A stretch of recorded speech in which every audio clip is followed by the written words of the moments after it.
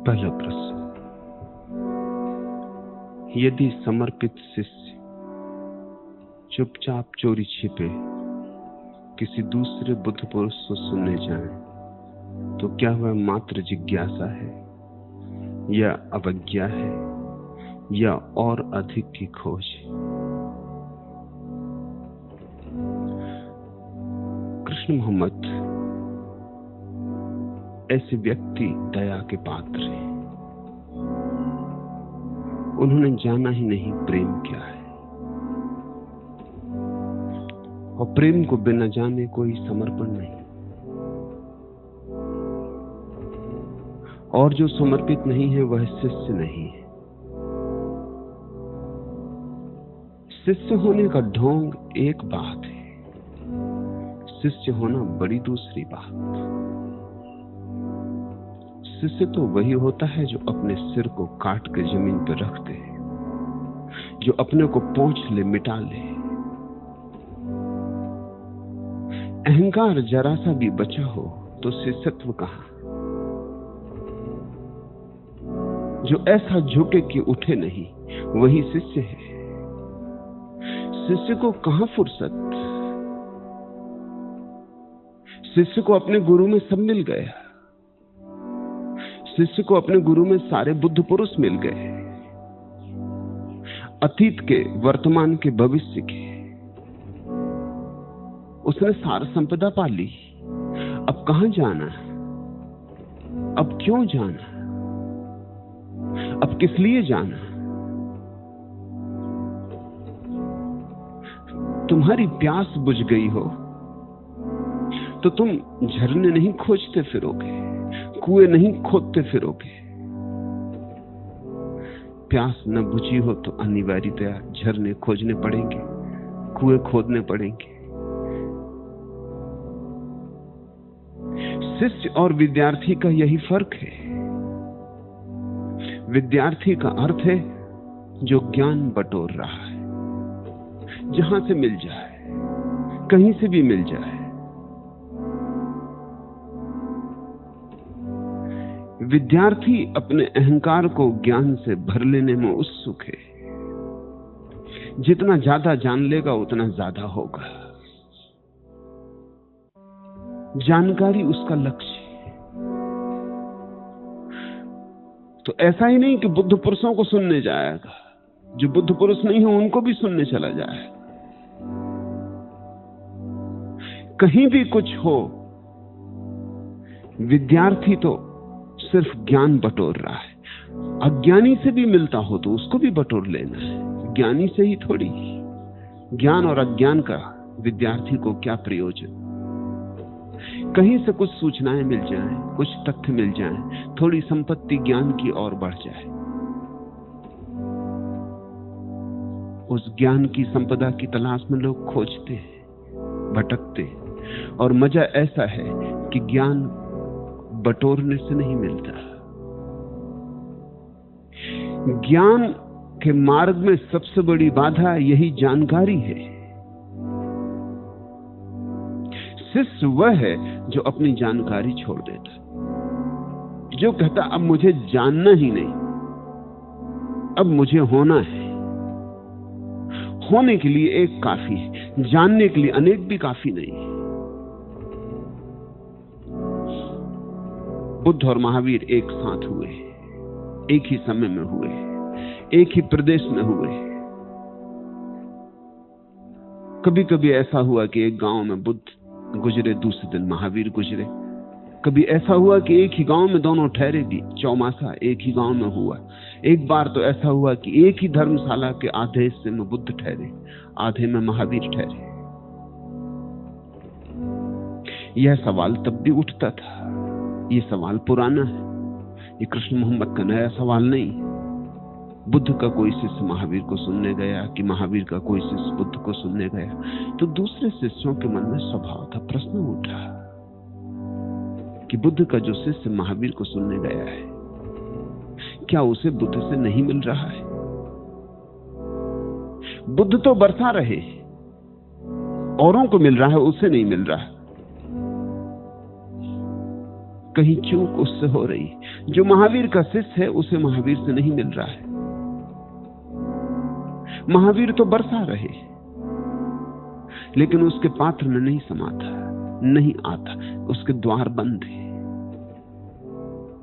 तो बजाय द्वार खोलने के वो यही सोचता है कि शायद महावीर के पास नहीं, बुद्ध के पास मिल जाए। बुद्ध के पास नहीं है, मखली गोसाल के पास मिल जाए।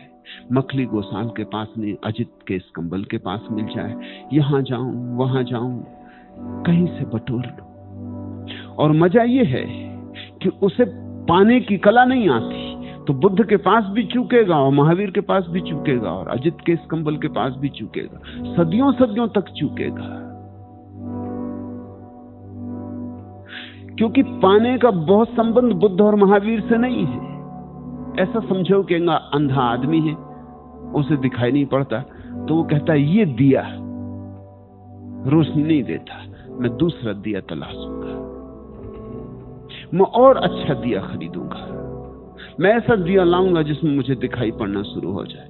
वो दूसरा दिया ले आता है। लेकिन अंधे आदमी को क्या फर्क पड़ता है, यह दिया हो कि वह दिया हो, सब दिए बराबर है। अंधा आदमी अंधेरे में रहता है, फिर इस दिए से भी थक जाता तो और दिया खोजता है। मगर एक बात उसे ख्याल नहीं आती कि मैं अपनी आंख का इलाज करूं, उपचार करूं। बुद्ध में भी मिल जाएगा, महावीर में भी मिल जाएगा, कृष्ण में भी मिल जाएगा, क्राइस्ट में भी मिल जाएगा। हजारों दिए जले, सभी दियों में एक ही रोशनी है, मगर अंधे को किसी में ना मिलेगा।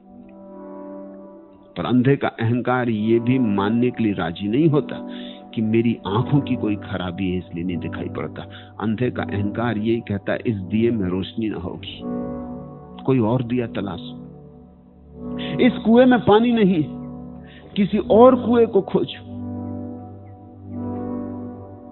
और मेरे कंठ को पीना नहीं आता, यह बात अहंकार स्वीकार नहीं करता। अहंकार दोष अपने पे नहीं लेता। तो कृष्ण मोहम्मद वे दया के पात्र हैं जो इस तरह भटकते, उन्हें भटकने से कुछ भी ना मिलेगा। भटकने से हो सकता है कुछ कूड़ा करकट इकट्ठा कर ले, कुछ जानकारियां इकट्ठी कर ले। वे जानकारियां ज्ञान के मार्ग में और बाधा बन जाएंगी। और फिर एक सद्गुरु का एक ढंग होता है, दूसरे सद्गुरु का दूसरा ढंग होता है। इस तरह के लोग विभूषण में पड़ जाते। इस तरह के लोग न यहां के होते, न वहां के, न घर के, न घाट के, धोबी के गधे हो जाते, आधे में लटक जाते, विपरीत बातें सुन लेते और मुश्किल बढ़ जाती, घटती नहीं। क्योंकि एक ने ऐसा कहा, दूसरे ने ऐसा कहा, और दोनों ठीक ही कहते होंगे। अपने अपने रास्ते पर बात ठीक ही होगी।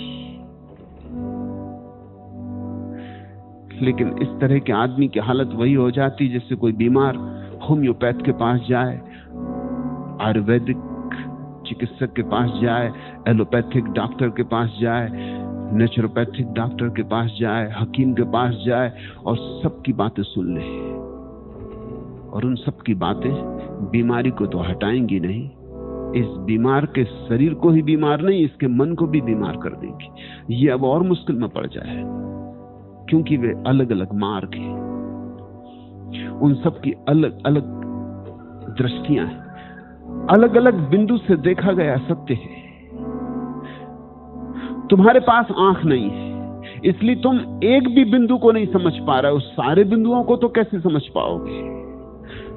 तुम सिर्फ उलझन में पड़ जाओगे, तुम्हारी गांठ और उलझ जाएगी, ग्रंथि खुलेगी नहीं, ग्रंथियां ही ग्रंथियां हो जाएंगी। फिर ऐसी मुसीबत होगी कि तुम ये करोगे तो भीतर से एक स्वर कहेगा ये गलत, और जो स्वर कह रहा है गलत वह करोगे तो दूसरा स्वर कहेगा यह गलत। मेरे पास कृष्णमूर्ति को मानने वाले कोई व्यक्ति कभी आ जाते, मैं उनसे पूछता हूं कि यहां आने की जरूरत क्या?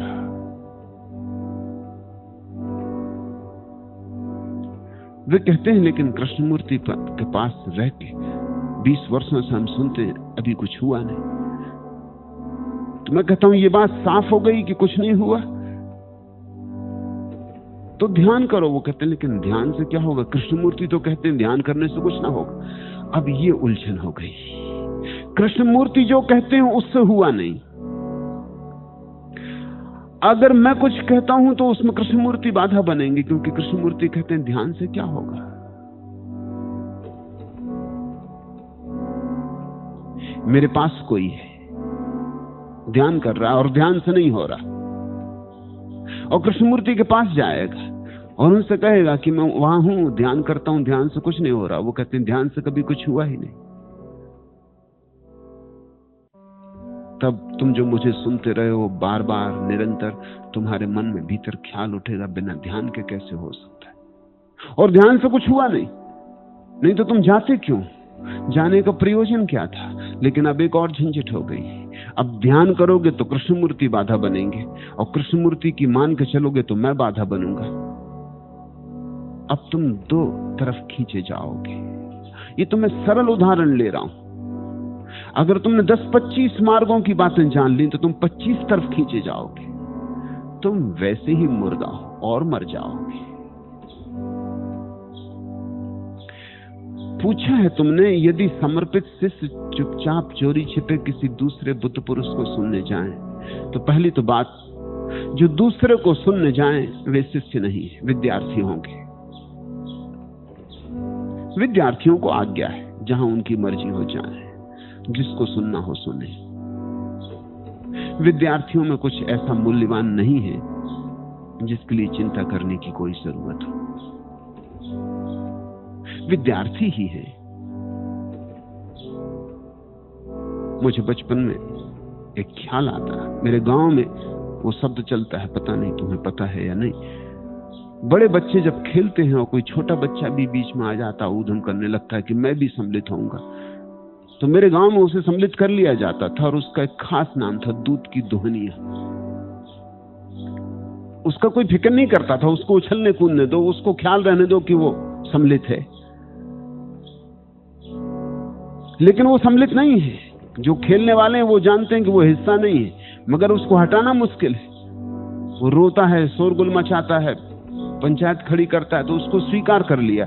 लेकिन एक कोड वर्ड था, दूध की दोहनिया। ठीक है, अभी दो मुआ बच्चा, खेलने दो, इसको उछलने कूदने दो। वो नहा के उछल कूद रहा, बड़ा प्रसन्न हो रहा।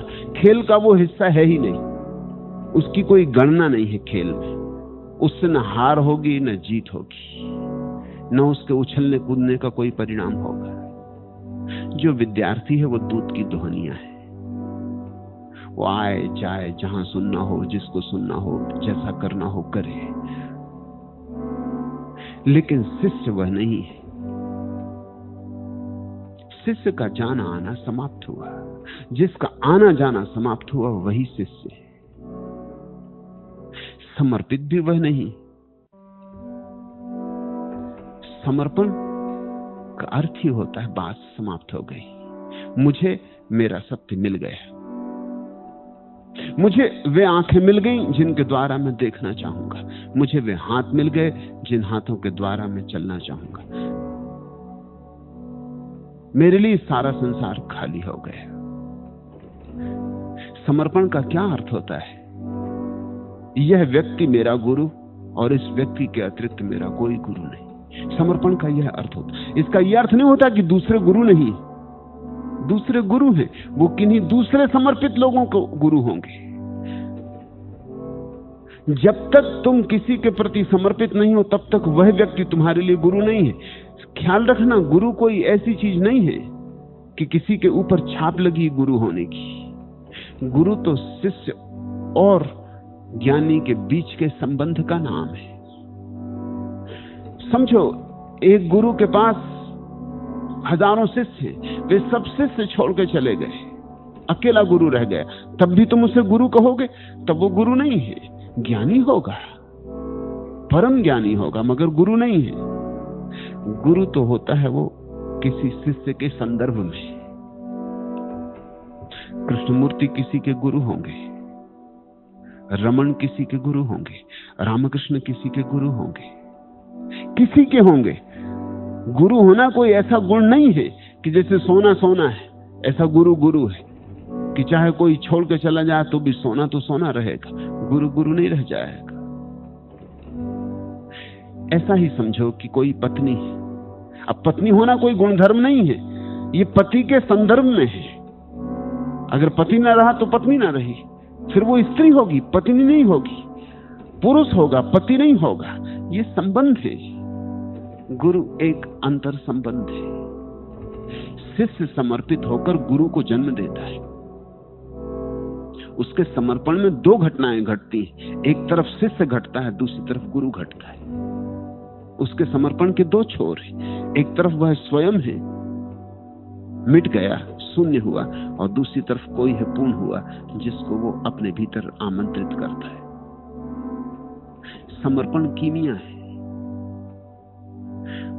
तो जो ऐसा करते हो वे ना तो शिष्य हैं न समर्पित हैं। और फिर चोरी छिपे करने की तो कोई जरूरत ही नहीं। चोरी छिपे इसलिए करते हैं कि हैं तो विद्यार्थी, लेकिन दिखलाना चाहते हैं कि शिष्य, क्योंकि शिष्य होने की जो गरिमा है वो भी अहंकार छोड़ना नहीं चाहता। ये मान के मन में कष्ट होता है कि मैं और विद्यार्थी, तो चोरी छिपे करते। कुछ हर्जा नहीं है, जो करना हो सीधे सीधे करना चाहिए। चोरी छिपे करने की क्या जरूरत है? चोरी छिपे तो और उल्टा पाप हुआ। चोरी छिपे तो यह मतलब हुआ कि तुम मुझसे छिपाते हो। मुझसे छिपाना है तो मुझसे सारे संबंध टूट गए। मेरे सामने खुलोगे तो संबंध गहन होंगे, मेरे साथ छिपाओगे तो कैसे संबंध गहन होंगे? कृष्ण प्रिया को जाना था कृष्णमूर्ति को सुनने, कोई हर्जा की बात नहीं। मेरे मन में कृष्णमूर्ति का अपार सम्मान है, उतना ही जितना बुद्ध का, उतना ही जितना कृष्ण का, उतना ही जितना कबीर का। गई तो ठीक किया, लेकिन बता के गई कि बीमार है और अस्पताल में भर्ती होने जा रहे। अब ये हद हो गई। कृष्णमूर्ति के पास जाने में कोई हर्जा नहीं था, लेकिन ये मुझसे झूठ इस तरह बोलना, इससे हानि हो गई। कृष्णमूर्ति के पास जाने से कुछ हानि नहीं हो गई थी। अच्छा था, शुभ था। किसी भी सत्पुरुष के पास थोड़ी देर बैठना शुभ है। लेकिन जो मेरे पास रह के इतना झूठ बोलती हो, जो मेरे पास नहीं हो सकते, वो कृष्णमूर्ति के पास कैसे हो सकेगी? जो मेरे पास वर्षों रह के झूठ बोलती हो, वो एक घंटे भर के लिए कृष्णमूर्ति के पास जाके सच कैसे हो सकेगी? असंभव है। कृष्णमूर्ति से तो जोड़ बनेगा नहीं, मुझसे जोड़ टूट गया। लाभ नहीं हुआ, हानि हो गई। चोरी छुपे इसलिए गई कि ताकि यहां भी ख्याल रहे कि वो मेरी शिष्या है, जाने की कहीं कोई जरूरत नहीं। इसलिए अस्पताल का बहाना करके गई। और भी 2-4 लोग गए। सबके अलग अलग कारण होंगे। तुमने पूछा है कि जो इस तरह के लोग हैं वे जिज्ञासा से जाते हैं, अवज्ञा से, या और अधिक की खोज से? अलग अलग लोगों के अलग अलग कारण होंगे। जो विद्यार्थी हैं वो जिज्ञासा और कुतूहल से जाएंगे, वो बचकाने हैं। क्योंकि जो दिया यहां जला है वही दिया कृष्णमूर्ति में जला है। अगर कुछ भेद होंगे तो वो मिट्टी के दिए में होंगे, रोशनी में नहीं है। अगर यहां रोशनी नहीं दिखी, वहां भी रोशनी नहीं दिखेगी। रोशनी देखने की कला आनी चाहिए, तो कहीं भी दिखेगी, वहां भी दिखेगी, यहां भी दिखेगी। और मजा तो यह है कि जिससे रोशनी देखने की कला आती, उसे उनमें भी दिखाई पड़ती रोशनी जो बिल्कुल बुझे मालूम होते। इसलिए बुद्ध ने कहा, जिस दिन मैं बुद्ध हुआ मेरे लिए सारा जगत बुद्ध हो गया। जिस दिन मैंने जाना कि मैं कौन हूं, उसी दिन मैंने सबको पहचान लिया कि कौन है। उस दिन मुझे सबके भीतर छिपा हुआ सत्य दिखाई पड़ गया। जिसको देखना आता है उसे तो बुझे दियों में भी रोशनी दिखाई पड़ेगी, उसे तुम में भी रोशनी दिखाई पड़ेगी। तुम्हारी तो बात ही छोड़ दो, उसे वृक्षों में, पत्थर, पहाड़ों में परमात्मा दिखाई पड़ेगा। उसके लिए सारा जगत परमात्मा से भर गया। तो कोई जिज्ञासा से गए होंगे, वो विद्यार्थी, जैसे स्वामी योगचिन में गए, वो विद्यार्थी। उनकी जिज्ञासा पंडित होने की जिज्ञासा है, ज्ञान घटित नहीं होगा इस जिज्ञासा से। उन्हें शिष्य होने का कुछ भी पता नहीं। शायद शिष्य होने से पहले गुरु होने की धारणा है। शिष्य भी शायद इसलिए बने हैं कि किसी तरह गुरु हो जाए। तो जितना ज्यादा इकट्ठा कर लें, जहां से इकट्ठा कर लें, जिस तरह से भी जो कुछ जानकारी पकड़ में आ जाए, सबको बांध के रख लेना, वो काम पड़ेगी। तिजोरी भर लेना। और मजा ये कि जो खाली हो जाते हैं उन्हें भरना नहीं पड़ती, तिजोरी भर जाती। उस शून्य में पूर्ण अपने से उतर आता है। फिर कोई अवज्ञा से भी गए होंगे, क्योंकि मेरे पास रहते हो तो सदा मैं मीठा ही मीठा नहीं होता, हो ही नहीं सकता। कि कल तुमने धनी धर्मदास के वचन देखे, अति कड़वा, खट्टा, घना। तो जो सत्य मैं तुमसे कह रहा हूं वो कई बार बहुत कड़वा होता है, तुम नाराज भी होते हो। कई बार चोट में सीधी करता हूं, तुम तिलमिला भी जाते हो। तुम मुझसे बदला भी लेना चाहते हो, बदला लेने का तुम्हारे पास कोई उपाय भी नहीं। इस तरह तुम बदला ले सकते हो। ये अवज्ञा से भी कोई जा सकता है। और अगर मुझे तुम्हें बदलना है तो मुझे चोट करनी ही पड़ेगी। अब कोई मूर्तिकार अगर अनगढ़ पत्थर को मूर्ति बनाना चाहता तो छेनी हथौड़ा उठाना ही पड़ेगा। तुम अनगढ़ पत्थर हो, तुमसे बहुत से टुकड़े पत्थर के तोड़ डालने, पीड़ा भी होगी, क्योंकि उन टुकड़ों को तुमने अपनी आत्मा समझा है। यद्यपि वे तुम्हारी आत्मा नहीं, उनके टूटने पर ही तुम मुक्त होगे, उनके टूटने पर ही तुम्हारी आत्मा प्रकट होगी। मगर अभी तो तुमने उन्हें अपना आत्मा समझा है। अभी तुम्हें तुमसे जो भी छीनता हूं, तुम्हें लगता है कि बड़ा कष्ट हो रहा है, मुझे घटाया जा रहा है, मुझे छोटा किया जा रहा है, मुझे काटा जा रहा है। जब कोहिनूर हीरा मिला तो आज जितना बड़ा है उससे 3 गुना बड़ा था। लेकिन जब तुम्हें मिलता अगर, तो तुम पहचानते भी नहीं। जिसको मिला था वो पहचाना भी नहीं था, उसने बच्चों को खेलने को दे दिया था, पत्थर समझ के, चमकदार पत्थर। आज दुनिया का सबसे बड़ा हीरा है, हालांकि उसका वजन 3 गुना कम हो गया, क्योंकि निखारा गया, काटा गया, पहलू रखे गए उस पर। कारीगर की छेनी चलती रही, जितनी छेनी चली है उतनी चमक आई है। वजन कम हुआ है, चमक बढ़ी है, मूल्य बढ़ा है। तब हीरा नहीं था, तब अनगढ़ पत्थर था, अब हीरा है। तुम अनगढ़ पत्थर की तरह मेरे पास आए हो। आए ही इसलिए हो कि अनगढ़ पत्थर खदान से सीधे निकाले गए हो। मैं तुम्हें काटूंगा, छांटूंगा, तुम्हारे टुकड़े टुकड़े करूंगा, पीड़ा भी होगी, कष्ट भी होगा। तुम्हारी बहुत दिन की पोषित मान्यताएं टूटेंगी, तुम्हारे बहुत दिन के माने हुए विचार खंडित होंगे। तुम तिलमिलाओगे, तुम जलोगे, तुम मुझसे रुष्ट होगे, नाराज होगे। तुम्हारे मेरे बीच एक संघर्ष चलेगा। लेकिन अगर समर्पण है तो तुम उस संघर्ष को आनंद भाव से स्वीकार करोगे। तुम मुझे शत्रु नहीं मानोगे, तुम मुझे सर्जन मानोगे कि मैं अगर काट रहा हूं और तुम्हें पीड़ा भी दे रहा हूं तो तुम्हारे हित के लिए दे रहा हूं। इसलिए केवल शिष्य पर ही काम किया जा सकता है, विद्यार्थियों पर नहीं। शिष्य का मतलब है वो ऑपरेशन की टेबल पर लेटने को तैयार है, इतना भरोसा करता है कि तुम बेहोश करके जब उसका पेट काटोगे तो उसे मार ही नहीं डालोगे। इतनी उसकी श्रद्धा है कि तुम्हारे हाथों में अपना जीवन सौंप देता है। गुरु सर्जन है। अब तुम उससे लड़ने लगोगे कि मेरा खून निकाल दिया, कि मेरी चमड़ी काट दी, कि क्या मुझे मार ही डालोगे? मैं तो वैसे ही पीड़ा से भरा आया हूं और तुम और पीड़ा दे रहे हो। तो फिर सर्जन काम नहीं कर पाएगा।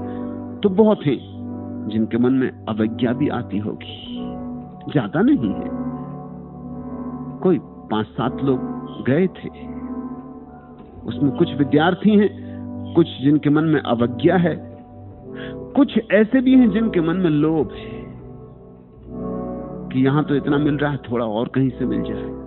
मगर लोभी भी शिष्य नहीं है। लोभी का भी संबंध गुरु से बनता नहीं। ये नाता लोभ का नहीं है, प्रेम का है। जहां लोभ है वहां प्रेम नहीं, जहां प्रेम है वहां लोभ नहीं। तो अलग अलग ढंग से गए होंगे। कोई कुछ कह के गया, कोई बिना कुछ कहे गया, कोई चुपचाप भाग गया, और कुछ भी बुरा न था। गए तो ठीक ही किया, गए तो अच्छा ही किया। तुम्हारे बाबत कुछ खबर दे दी। मेरे लिए ये सब सार्थक है, क्योंकि मैं जो बड़ा काम लेने जा रहा हूं उसमें मुझे उपयोगी होंगी ये सब बातें कि किन किन को छोड़ दूं, किन किन को विदा कर दूं, कौन है जिनको और गहराई में ले जाना संभव नहीं होगा, कौन है जो परिधि पर ही रखने ठीक है, जिनको केंद्र तक लाने की कोई आवश्यकता नहीं। तो अच्छा ही है, मुझे इससे सुविधा होती, काम में आसानी होती। कृष्णमूर्ति और मेरे काम में बुनियादी फर्क है। कृष्णमूर्ति किसी को शिष्य की तरह स्वीकार नहीं करते। कृष्णमूर्ति का संबंध केवल बौद्धिक है, आत्मिक नहीं, हार्दिक नहीं। कृष्णमूर्ति ने कह दी बात, बात समाप्त हो गई। मानना हो मान लो, न मानना हो न मानो, जो तुम्हें करना हो करो। कृष्णमूर्ति तुम्हारी जिम्मेवारी नहीं लेते, मैं तुम्हारी जिम्मेवारी लेता हूं। कृष्णमूर्ति तुम्हारे साथ तटस्थ है, उनका कुछ लेना देना नहीं। मैं तटस्थ नहीं हूं, मैं तुमसे प्रतिबद्ध हूं। तुम्हारे भीतर मैंने अपने को नियोजित किया है, मैंने अपने को तुम्हारे साथ दांव पे लगाया है। कृष्णमूर्ति ने एक बात कह दी, चलना हो चलो, न चलना हो न चलो, मैं तुम्हारा हाथ पकड़ के चल रहा हूं। मैं तुम्हारे साथ तुम्हारी यात्रा के सारे कष्ट उठा रहा हूं। तो ये अच्छा ही है, मुझे इस तरह पता चलता रहे कि कौन कौन व्यर्थ है, कौन कौन इस योग्य नहीं है कि मैं उनको बहुत प्रतिबद्धता दूं, कौन कौन इस योग्य है कि उन्हें किनारे पर रखा जाए, कौन कौन इस योग्य है कि उन्हें अंतस्थल में लिया जाए। तय मंजिलें हुई हैं यूं इसके आरजू की, कुछ मैंने जुस्तजू की, कुछ उसने जुस्तजू की। ये जो यात्रा है गुरु और शिष्य की, आधी आधी है। कुछ मैंने जुस्तजू की, कुछ उसने जुस्तजू की। कुछ मैं चलूं, कुछ तुम चलो, कुछ तुम चलो, कुछ मैं चलूं, तो ये यात्रा पूरी होने वाली है।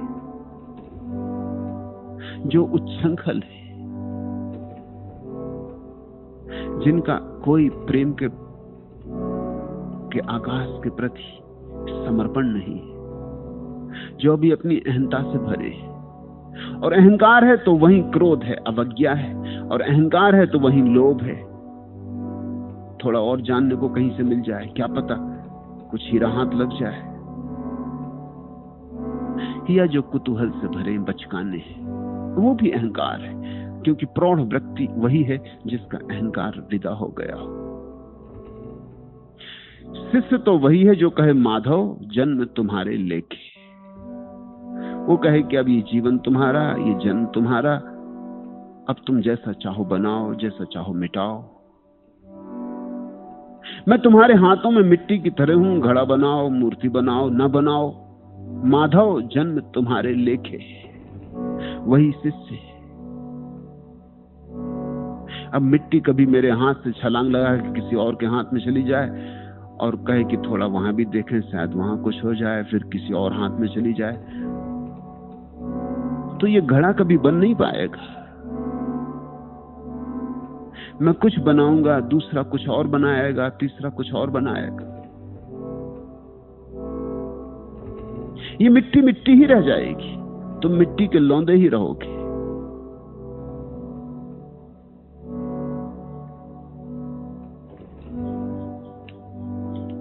और मुझे खबर है कौन क्या कर रहा है, यहां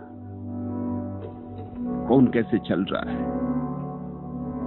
ध्यान रखना, तुम जो भी कर रहे हो उससे तुम्हारा भविष्य निर्मित हो रहा है। अनजान तुम बने रहे ये और बात है, ऐसा तो क्या है तुमको हमारी खबर ना हो। ध्यान रखना, अनजान भला मैं बना रहूं, तुमसे कुछ कहूं भी ना,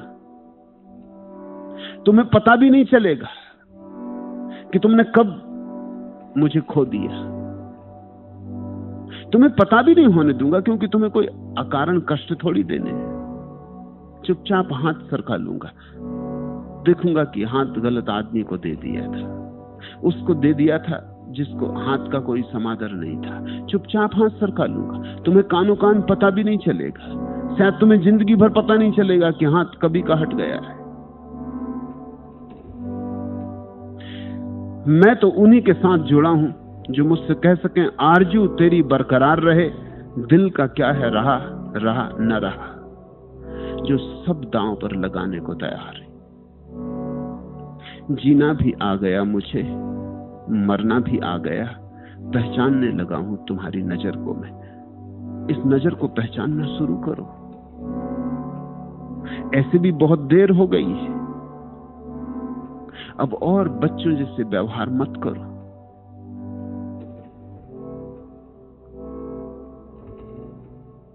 समर्पण का अर्थ होता है, शिष्य होने का अर्थ होता है, अब जाने को कोई जगह न रही, मिल गया मंदिर। न मिला हो तो खोजो, मैं तुम्हें रोकता नहीं, मैं तुम्हारा दुश्मन नहीं हूं। अगर ये मंदिर तुम्हारा मंदिर नहीं है तो निश्चित ही तुम खोजो, मैं तुम्हें खुद ही धक्के दूंगा कि तुम जाओ और खोजो। लेकिन तब यहां लौट के आने की जरूरत नहीं। जब ये मंदिर तुम्हारा नहीं है तो इस मंदिर के तुम नहीं हो, मगर तुम बेईमान हो। तुम दो नावों में पैर रखना चाहते हो,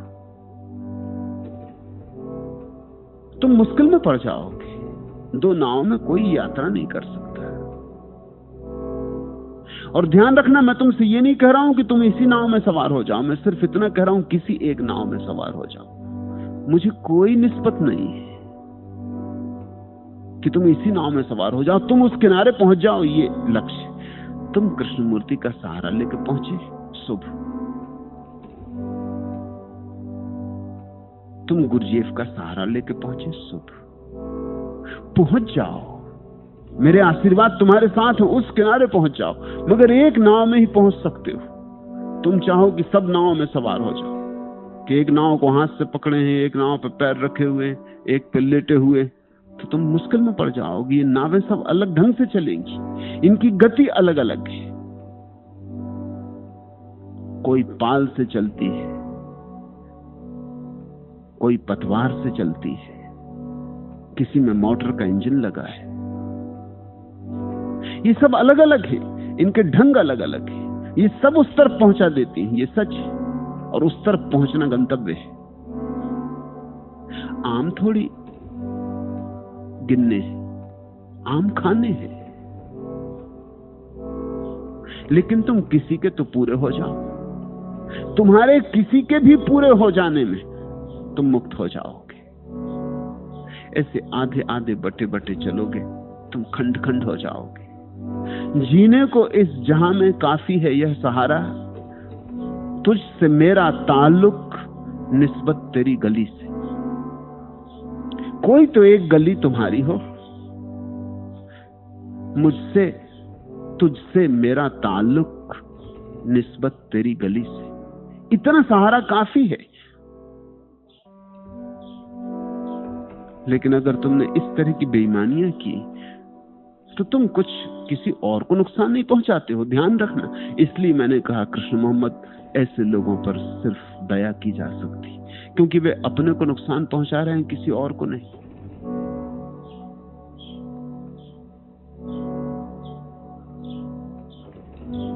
दूसरा प्रश्न, आपकी बातें इतनी सीधी और साफ और करुणापूर्ण हैं कि आश्चर्य है कि संसार के लोगों को समझ में क्यों नहीं आती, विशेषकर शिक्षा जगत के महारथियों एवं राजनीतिज्ञों को। क्या वे बिल्कुल ही अंधे हैं?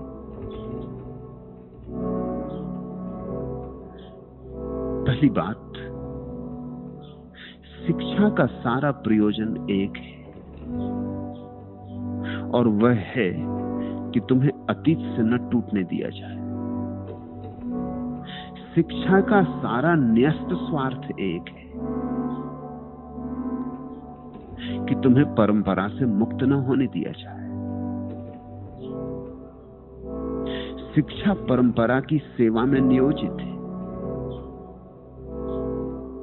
और मैं जो कह रहा हूं वह परंपरा नहीं।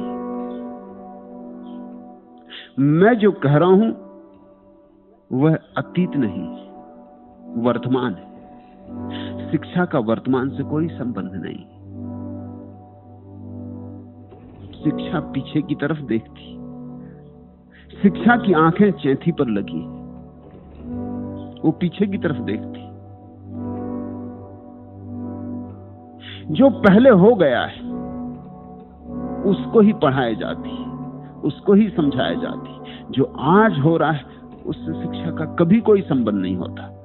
जब ये भी अतीत हो जाएगा तब शिक्षा इसको भी पढ़ाएगी। ध्यान रखना, कभी तुम्हारे शिक्षा शास्त्री मुझे पढ़ाएंगे, लेकिन वो तब पढ़ाएंगे जब मैं जा चुका, जब अतीत हो गया, जब मैं काम का ना रहा। शिक्षा शास्त्री तभी पकड़ता किसी चीज को जब वो राख हो जाती, जब उसमें से अंगारा खो जाता। कबीर जब जिंदा थे तो शिक्षा शास्त्री कबीर से कोई संबंध नहीं जोड़ सका।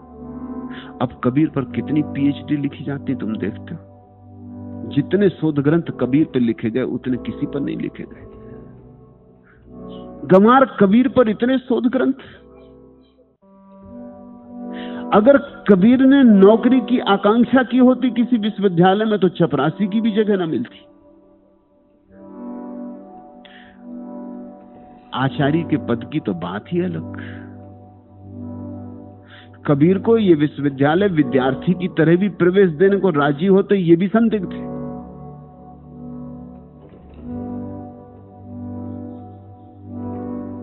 वे पढ़े लिखे कबीर को कौन विश्वविद्यालय में घुसने देता। और आज तुम्हारे तथाकथित पंडित और आचार्यगण और शोधकर्ता अपनी जिंदगी कबीर में गंवाते हैं कि कबीर का क्या मतलब है, कबीर का क्या अर्थ है। कबीर की उलट बांसियों को सुलट कर रहे हैं, समझाने की कोशिश में लगे। कबीर भी अपनी कब्र में खूब हंसते होंगे कि ये भी खूब मजा हुआ। जीसस को जिन लोगों ने सूली दी वे पंडित थे, रबाई, पढ़े लिखे लोग, सुसंस्कृत। और अब वही जीसस पर शोध करते हैं। 2000 साल हो गए उसी काम में लगे, वही लोग, उसी तरह के लोग। कारण समझो, शिक्षा का संबंध अतीत से है। शिक्षा मरे की शिक्षा है, जीवंत की नहीं। शिक्षा केवल मरे को ही अंगीकार करती है। शिक्षा पोस्टमार्टम, सौ परीक्षा है। तुम जैसे नहीं पूछते ना कि आपका शरीर इतना सुंदर है लेकिन डॉक्टर आपकी 100 परीक्षा क्यों नहीं करते। ये प्रश्न बेहुदा मालूम होगा कि इतना सुंदर प्यारा शरीर और हम डॉक्टरों को देखते हैं कि मुर्दों को चीर फाड़ रहे हैं। ऐसे सुंदर आदमी के रहते हुए आपकी चीर फाड़ क्यों नहीं करते, आपकी 100 परीक्षा क्यों नहीं करते। जैसे ये प्रश्न गलत होगा क्योंकि 100 परीक्षा होती ही मुर्दे की है, जीवित की नहीं होती। वैसे ही शिक्षा मुर्दे की है। शिक्षा एक 100 परीक्षा है, पोस्टमार्टम। जब कोई चीज मर जाती है, इतिहास का हिस्सा हो जाती है, जब व्यक्ति तो जा चुका होता है, सिर्फ उसके चरण चिन्ह रह जाते हैं रेत पर समय की। बुद्ध के हों कि नानक के, कि धनी धर्मदास के। फिर शिक्षा शास्त्री एकदम उत्सुक हो जाता है, वो जल्दी से इसको आत्मसात कर लेना चाहता है, वो इसको परंपरा का हिस्सा बना लेना चाहता है। वर्तमान में होती है बगावत, और शिक्षा में बगावत नहीं है। शिक्षा में विद्रोह का कोई तत्व नहीं है। इसलिए तो शिक्षा दो कौड़ी की है। जिस दिन शिक्षा में विद्रोह का तत्व होगा, उस दिन शिक्षा का मूल्य होगा, उस दिन असली शिक्षा होगी पृथ्वी पर। उस दिन शिक्षा केवल तुम्हें आजीविका कमाने में कुशल नहीं बनाएगी, उस दिन शिक्षा तुम्हें जीवन भी देगी। अभी केवल रोटी रोजी देती और जीवन तो छीन लेती। रोटी रोजी जरूरी है, लेकिन जीसस ने जैसा कहा कि रोटी के ही सहारे तो कोई नहीं जी सकता, कुछ और भी चाहिए। वह और अभी शिक्षा से नहीं मिलता। अभी उस और को मिलने के सब उपाय नष्ट कर दिए जाते। अभी विश्वविद्यालय से अपनी बुद्धि को बचा के लौट आना बड़ा मुश्किल है, नष्ट हो ही जाती।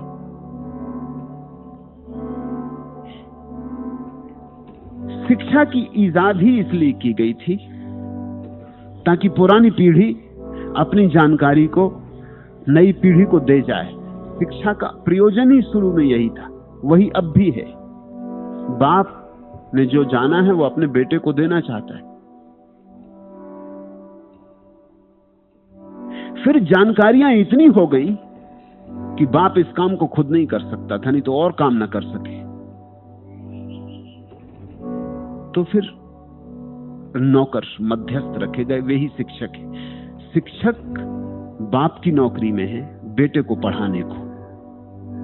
ख्याल रखना इस बात को, इसमें सारा रहस्य छिपा हुआ है। शिक्षक बाप की नौकरी में है बेटे को पढ़ाने को। शिक्षक बेटे की सेवा में नहीं है, बाप की सेवा में। इसलिए जो बाप के हित में है वो बेटे को पढ़ाया जाता है, जो बाप के हित में है वो बेटे को सिखाया जाता है, जो बाप निर्णय करता है वो बेटे तक पहुंचाया जाता है।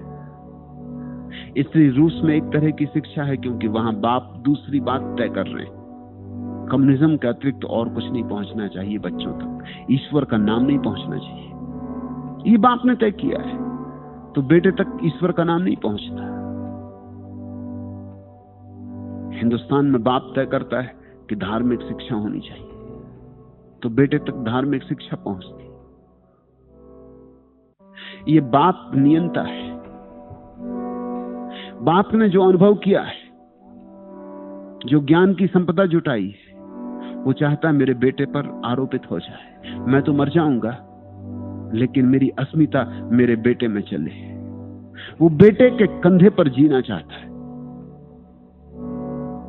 मैं जो कह रहा हूं वो अंगार है, वो बगावत है, विद्रोह है। वो बाप के पक्ष में नहीं, वो बेटे के पक्ष में।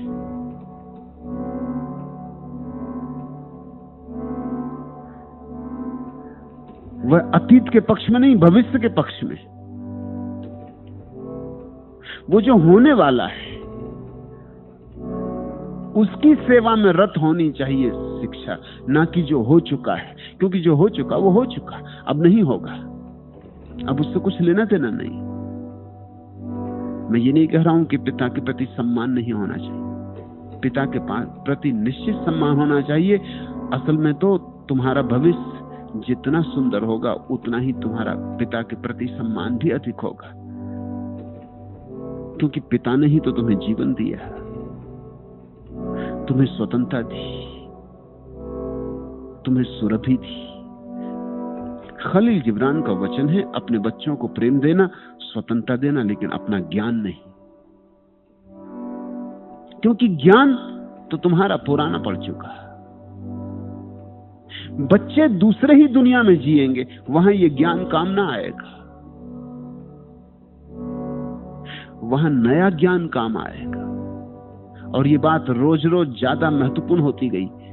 आज से 3000 साल पहले बाप और बेटे के जानकारी में कोई फर्क नहीं होते थे, इसलिए शिक्षा बिल्कुल कारगर थी। क्योंकि जो बाप ने जाना था वही बेटे को जाना था। समझे, एक बाप जूता सीता रहा जिंदगी भर, तो बेटे को जूता सिखाना, जोड़ना, जूता बनाना सिखा जाता था। इसलिए बहुत समय तक गुरुओं की जरूरत ही नहीं थी, शिक्षकों की कोई जरूरत नहीं थी। हर बाप बढ़ई अपने बेटे को बढ़ईगिरी सिखा देता था, दुकानदार अपने बेटे को दुकानदारी सिखा देता था, छत्री अपने बेटे को युद्ध में लड़ना सिखा देता था, ब्राह्मण अपने बेटे को पौरोहित्य सिखा देता था। अपने अपने बेटों को अपने अपने लोग सिखा लेते थे। परंपरा से बात चलती चली जाती थी। फिर धीरे धीरे ज्ञान का संग्रह बढ़ता चला गया। फिर संग्रह इतना हो गया कि हर एक बाप अलग अलग अपने बेटे को शिक्षा दे, ये संभव नहीं रहा।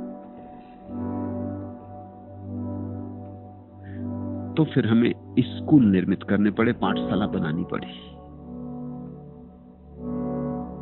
फिर उस पाठशाला के द्वारा हम सिखाते रहे। बापू ने जो जाना था वो जरूरी था सिखाना अतीत में, क्योंकि अगर वो न सिखाया जाए तो बच्चों को फिर आबासा से शुरू करना पड़ेगा, उससे बहुत नुकसान होगा। इसलिए तो पशु पक्षी विकसित नहीं हो पाए, क्योंकि उनके पास शिक्षा का कोई जाल नहीं है। तो हर बाप जहां से शुरू किया था, हर बेटे को भी वहीं से शुरू करना होता है। मनुष्य की यही खूबी, जहां बाप ने अंत किया, बेटा वहां से शुरू करता है, इसलिए विकास होता है। बाप की सीढ़ी का उपयोग कर लेता है बेटा।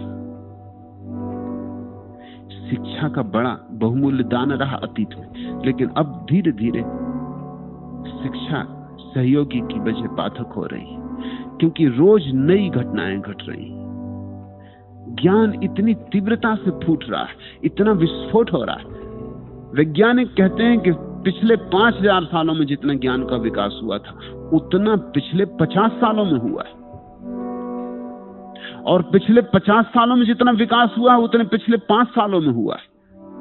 और पिछले 5 सालों में जितना विकास हुआ, उतने पिछले 5 महीनों में हुआ है। ये गति इतनी तीव्रता से हो रही है कि हमारे शिक्षा संस्थान करीब करीब व्यर्थ हो गए। अब समझो इस बात को, अगर तुम स्कूल में जाते हो पढ़ने, मनोविज्ञान पढ़ने जाते हो, तो तुम्हारे प्रोफेसर ने जब मनोविज्ञान पढ़ा था 30 साल पहले, वो मनोविज्ञान गलत हो चुका है। वो वही पढ़ा रहा है, उसका अब कोई काम ही नहीं रहा, वो आउट ऑफ डेट है, कचरा है। जब मैं मनोविज्ञान पढ़ने विश्वविद्यालय में गया और मैंने देखा कि मेरे प्रोफेसर मैकडूगल पढ़ा रहे हैं। मैकडूगल उन्होंने पढ़ा था, अब तो मैकडूगल का नाम भी किसी अर्थ का नहीं है। तो 50 साल पुरानी बात हो गई।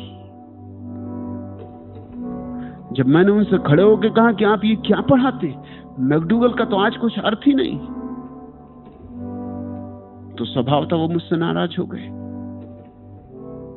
मेरे उनके बीच संबंध बनना मुश्किल हो गया।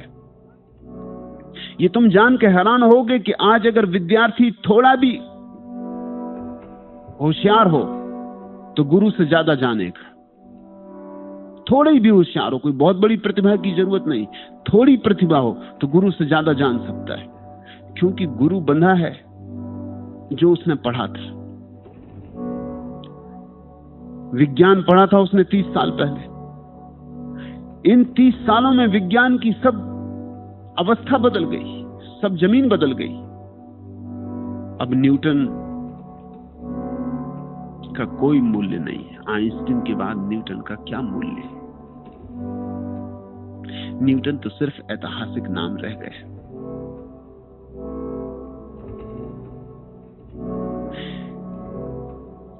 आज तो इतनी तेजी से परिवर्तन हो रहा है, इतनी तेजी से नई जानकारियां और नया ज्ञान फूट रहा है कि बहुत मुश्किल है कि गुरु शिक्षक इसके साथ तादाद में रख सके। पश्चिम में विचार किया जा रहा है कि हम नए ढंग से शिक्षा दें। शिक्षा की संभावना भविष्य में यह है कि शिक्षक विदा हो जाएगा, उसका कोई मूल्य नहीं रह जाएगा, या उसका मूल्य बहुत गौण हो जाएगा। उसकी जगह कंप्यूटर होंगे, क्योंकि आदमी को सीखने में बहुत वक्त लगता है, कंप्यूटर जल्दी सीख लेते हैं। 1 मिनट में सारी बाइबल कंठस्थ करवाई जा सकती कंप्यूटर को। तो ज्ञान इतनी तेजी से घट रहा है कि कंप्यूटर ज्ञान को सीखेगा और कंप्यूटर सिखाएगा विद्यार्थियों को, तभी हम तालमेल रख सकेंगे, नहीं तो सब तालमेल टूटा जा रहा है। टेलीविजन का उपयोग होगा। अब भूगोल पढ़ानी पुराने ढंग से, टांगे हैं नक्शा, पागल हो गए हो? टेलीविजन मौजूद है, तुम नक्शा टांगे हुए हो।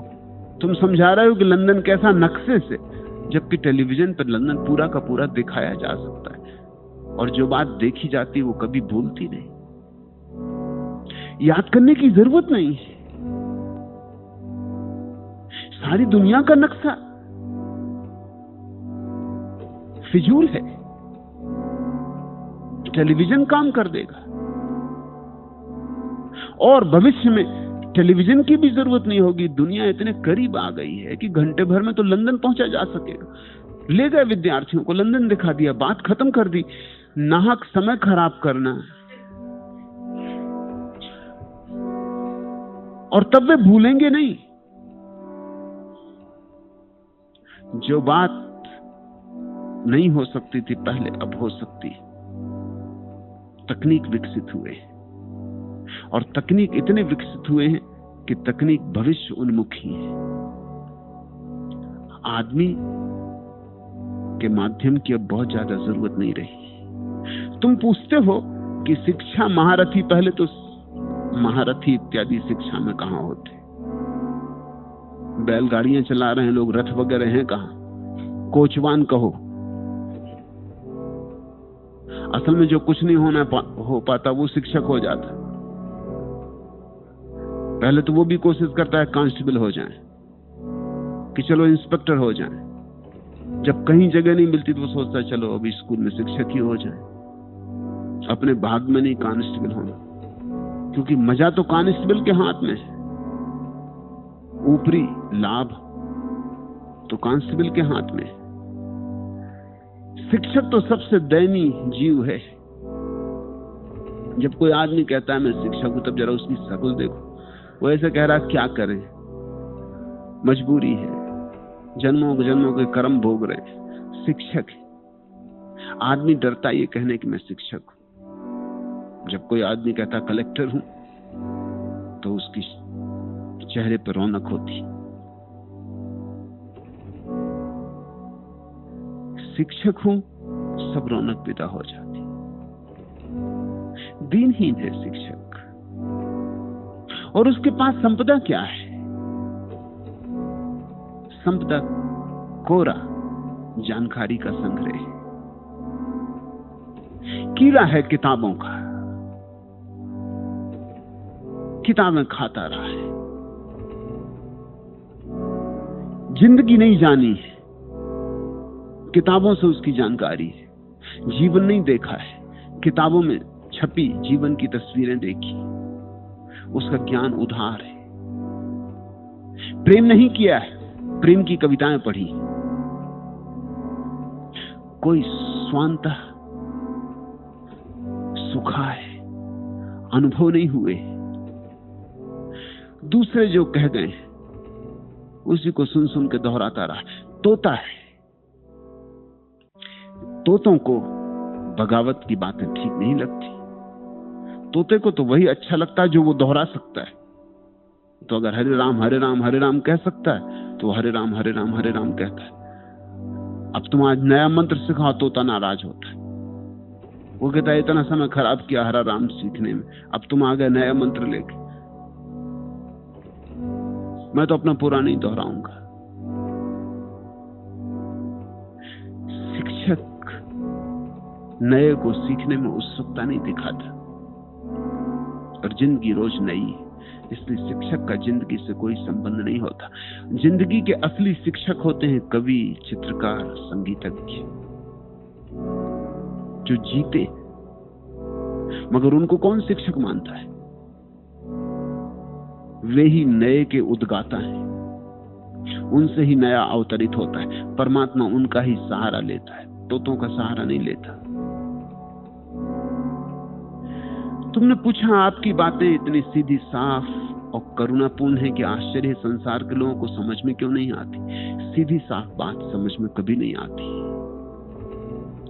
समझ में वही बात आती है जो तुम्हें बहुत बार समझाई गई। सीधे साफ होने से संबंध नहीं है समझ का। जो तुम्हें इतनी बार समझाई गई है कि तुम्हारी खोपड़ी में जड़ जमा के बैठ गई, वही समझ में आती है। वो कितनी ही उल्टी हो, वो कितनी ही व्यर्थ हो, वो कितनी ही गलत हो, असंगत हो, लेकिन अगर बहुत बार दोहराई गई तो तुम्हारी समझ में आती। समझ का तुम मतलब क्या लेते हो? समझ का मतलब इतनी होता है कि जो मैं जानता हूं उससे मेल खाए तो समझ में आती, उससे मेल न खाए तो तुम नाराज होते हो। तो तुम कहते हो कि फिर मेरी जानकारी का क्या होगा, फिर मेरे अब तक के संग्रह किए ज्ञान का क्या होगा। उससे अड़चन पैदा होती। तुम वही सुनते हो जो तुम्हारा साथ देता है। इसलिए तुम देखते हो जब कोई बात ऐसी कही जाती जो तुम्हें जचती है, तुम्हारा सिर हिल जाता है कि बिल्कुल ठीक। क्यों? तुम्हें पता है सत्य क्या है? तुम्हें कुछ पता नहीं, लेकिन जो तुमसे मेल खाता है वह सत्य होना चाहिए, और जो तुमसे मेल नहीं खाता वह कैसे सत्य हो सकता है। कभी कभी बड़ी सीधी सीधी बातें समझ में नहीं आती। अब जैसे उदाहरण के लिए, सदियों से आदमी मानता रहा है कि सुबह सूरज उगता है और सांझ डूबता है। अब वैज्ञानिक ने खोज के बात रख दी कि सूरज ना डूबता ना उगता, लेकिन फिर भी भाषा नहीं बदलती। सूर्यास्त, सूर्योदय चलता है, चलेगा, दिखता नहीं कि कभी रुकेगा ही। अब भी तुम इसी भाषा में सोचते हो सूरज उगा, क्योंकि इतनी सदियों तक ये बात मन में बिठाई गई कि सूरज उगा, कि सूरज डूबा, कि आज सुन भी लिया, जान भी लिया, मान भी लिया कि सूरज नहीं उगता डूबता, सदा अपनी जगह है। जमीन घूमती सूरज के आसपास, सूरज नहीं घूमता जमीन के आसपास। ये सुन लिया, मान लिया, मगर सब व्यवहारिक अर्थों में तुम यही मानते हो कि सूरज उगा, कि सूरज देखो सिर पे चढ़ाया। अभी भी तुम वही भाषा बोल रहे हो, तुम वही भाषा बोलते रहोगे। वैज्ञानिक कहते हैं जमीन गोल है, लेकिन काम चलाऊ अर्थों में तुम अब भी चपटी मानकर ही चलते हो। पढ़ लेते हो, सुन लेते हो, मगर सदियों का संस्कार। कभी कभी सीधी सीधी बातें, सच्ची सच्ची बातें भी नहीं उतरती, क्योंकि एक जाल है संस्कारों का, वो उनके विपरीत पड़ा हुआ है। अब जैसे तुमसे कल मैंने कहा, जब कबीर ने धनी धर्मदास को कहा कि इन मूर्तियों में क्या है, पत्थर है, तो चोट लगी होगी धर्मदास को, भयंकर चोट लगी होगी। इन्हीं पत्थरों की पूजा करता रहा, इन्हीं को भगवत्ता माना, और आज ये एक अजीब आदमी आके खड़ा हो गया। न तो ये ब्राह्मण है, न इसका पक्का पता है कि हिंदू है कि मुसलमान है। जुलाहा है, इसको पता भी क्या ब्रह्म ज्ञान का। कपड़े बुनता रहा है और तत्वज्ञान की बातें कर रहा है, और फिर इतने करोड़ों करोड़ों लोग जो पत्थरों को पूज रहे हैं, सब ना समझ। अब कबीर की बात बिल्कुल सीधी सादी है कि ये पत्थर है, पत्थर तो है ही, ये किसको पता नहीं। मगर जब एक बार तुमने पत्थर को प्रतिमा मान लिया और बहुत दिन तक मानते रहे, तो पत्थर नहीं रह जाता, प्रतिमा ही हो गई। तुम्हारे भाव में एक संस्कार बैठ गया। संस्कार इतना जड़ हो जाता है कि सीधी सादी बात कही कबीर ने, और बड़ी करुणापूर्ण बात कही, क्योंकि जब तक इस पत्थर को भगवान समझोगे, असली भगवान को कैसे खोजोगे। करुणा है और सत्य भी है कि ये पत्थर है, तुमने ही बनाया, तुम ही बाजार से खरीद लाए। सब तुम्हें मालूम है कि मकराने से, खदान से निकाला गया संगमरमर है, कि फला फला कारीगर ने ये मूर्ति बनाई, इतने पैसे दे के मूर्ति खरीद लाए, फिर फला फला पंडित पुजारी को बुला के यज्ञ हवन करके इसको स्थापित कर दिया। है तो पत्थर ही, अभी भी तोड़ोगे तो पत्थर ही पाओगे। इस पत्थर को तोड़ के तुम इसके भीतर हृदय धड़कता हुआ नहीं पाओगे, और न खून की धार बहेगी। लेकिन आदमी बड़े होशियार है, बड़े चालबाज है। एक पत्थर होता है जो भाप पी जाता है, और जब गर्मी पड़ती है तो वो भाप पानी की तरह पत्थर में से निकलने लगती। उसकी मूर्तियां बनानी लोगों ने, और वो कहते हैं कि भगवान को पसीना आ रहा है। पंजाब में महावीर की एक मूर्ति है, हजारों लोग इकट्ठे होते हैं जब पसीना आता भगवान को देखते। कैसे कैसे पागल हो। लेकिन हमारा मन मानना चाहता है कि भगवान को पसीना आ रहा है। वो पत्थर तुम कहीं से भी उठा लाओ, घर में रख लो आके, वो भाप पी जाता है हवा में से, उसमें छिद्र हैं छोटे।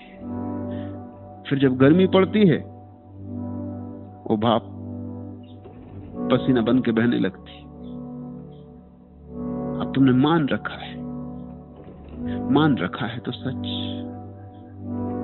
फिर कभी कभी सदियों तक एक बात अगर मानी गई हो और अचानक कोई उससे विपरीत बात कहे तो कैसे भरोसा करोगे। अभी मैं पढ़ रहा था कल रात, शिकागो में एक छोटे से बच्चे ने, 10 साल की उम्र थी उसकी, स्कूल जा रहा था, रास्ते पे एक बिल्ली देखी जिसकी 2 पूंछ थी।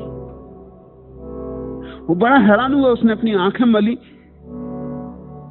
निश्चित ही 2 पूंछ थी। उसने बड़े गौर से देखा, मगर तब तक बिल्ली छलांग लगा के पास के मकान के पार चली गई। वो स्कूल गया, उसने जाके कहा कि हद हो गई, आज मैंने एक बिल्ली देखी जिसमें 2 पूंछ थी। सारे लड़के हंसे कि तुम पागल हो गए, बिल्ली को कहीं 2 पूंछ होती।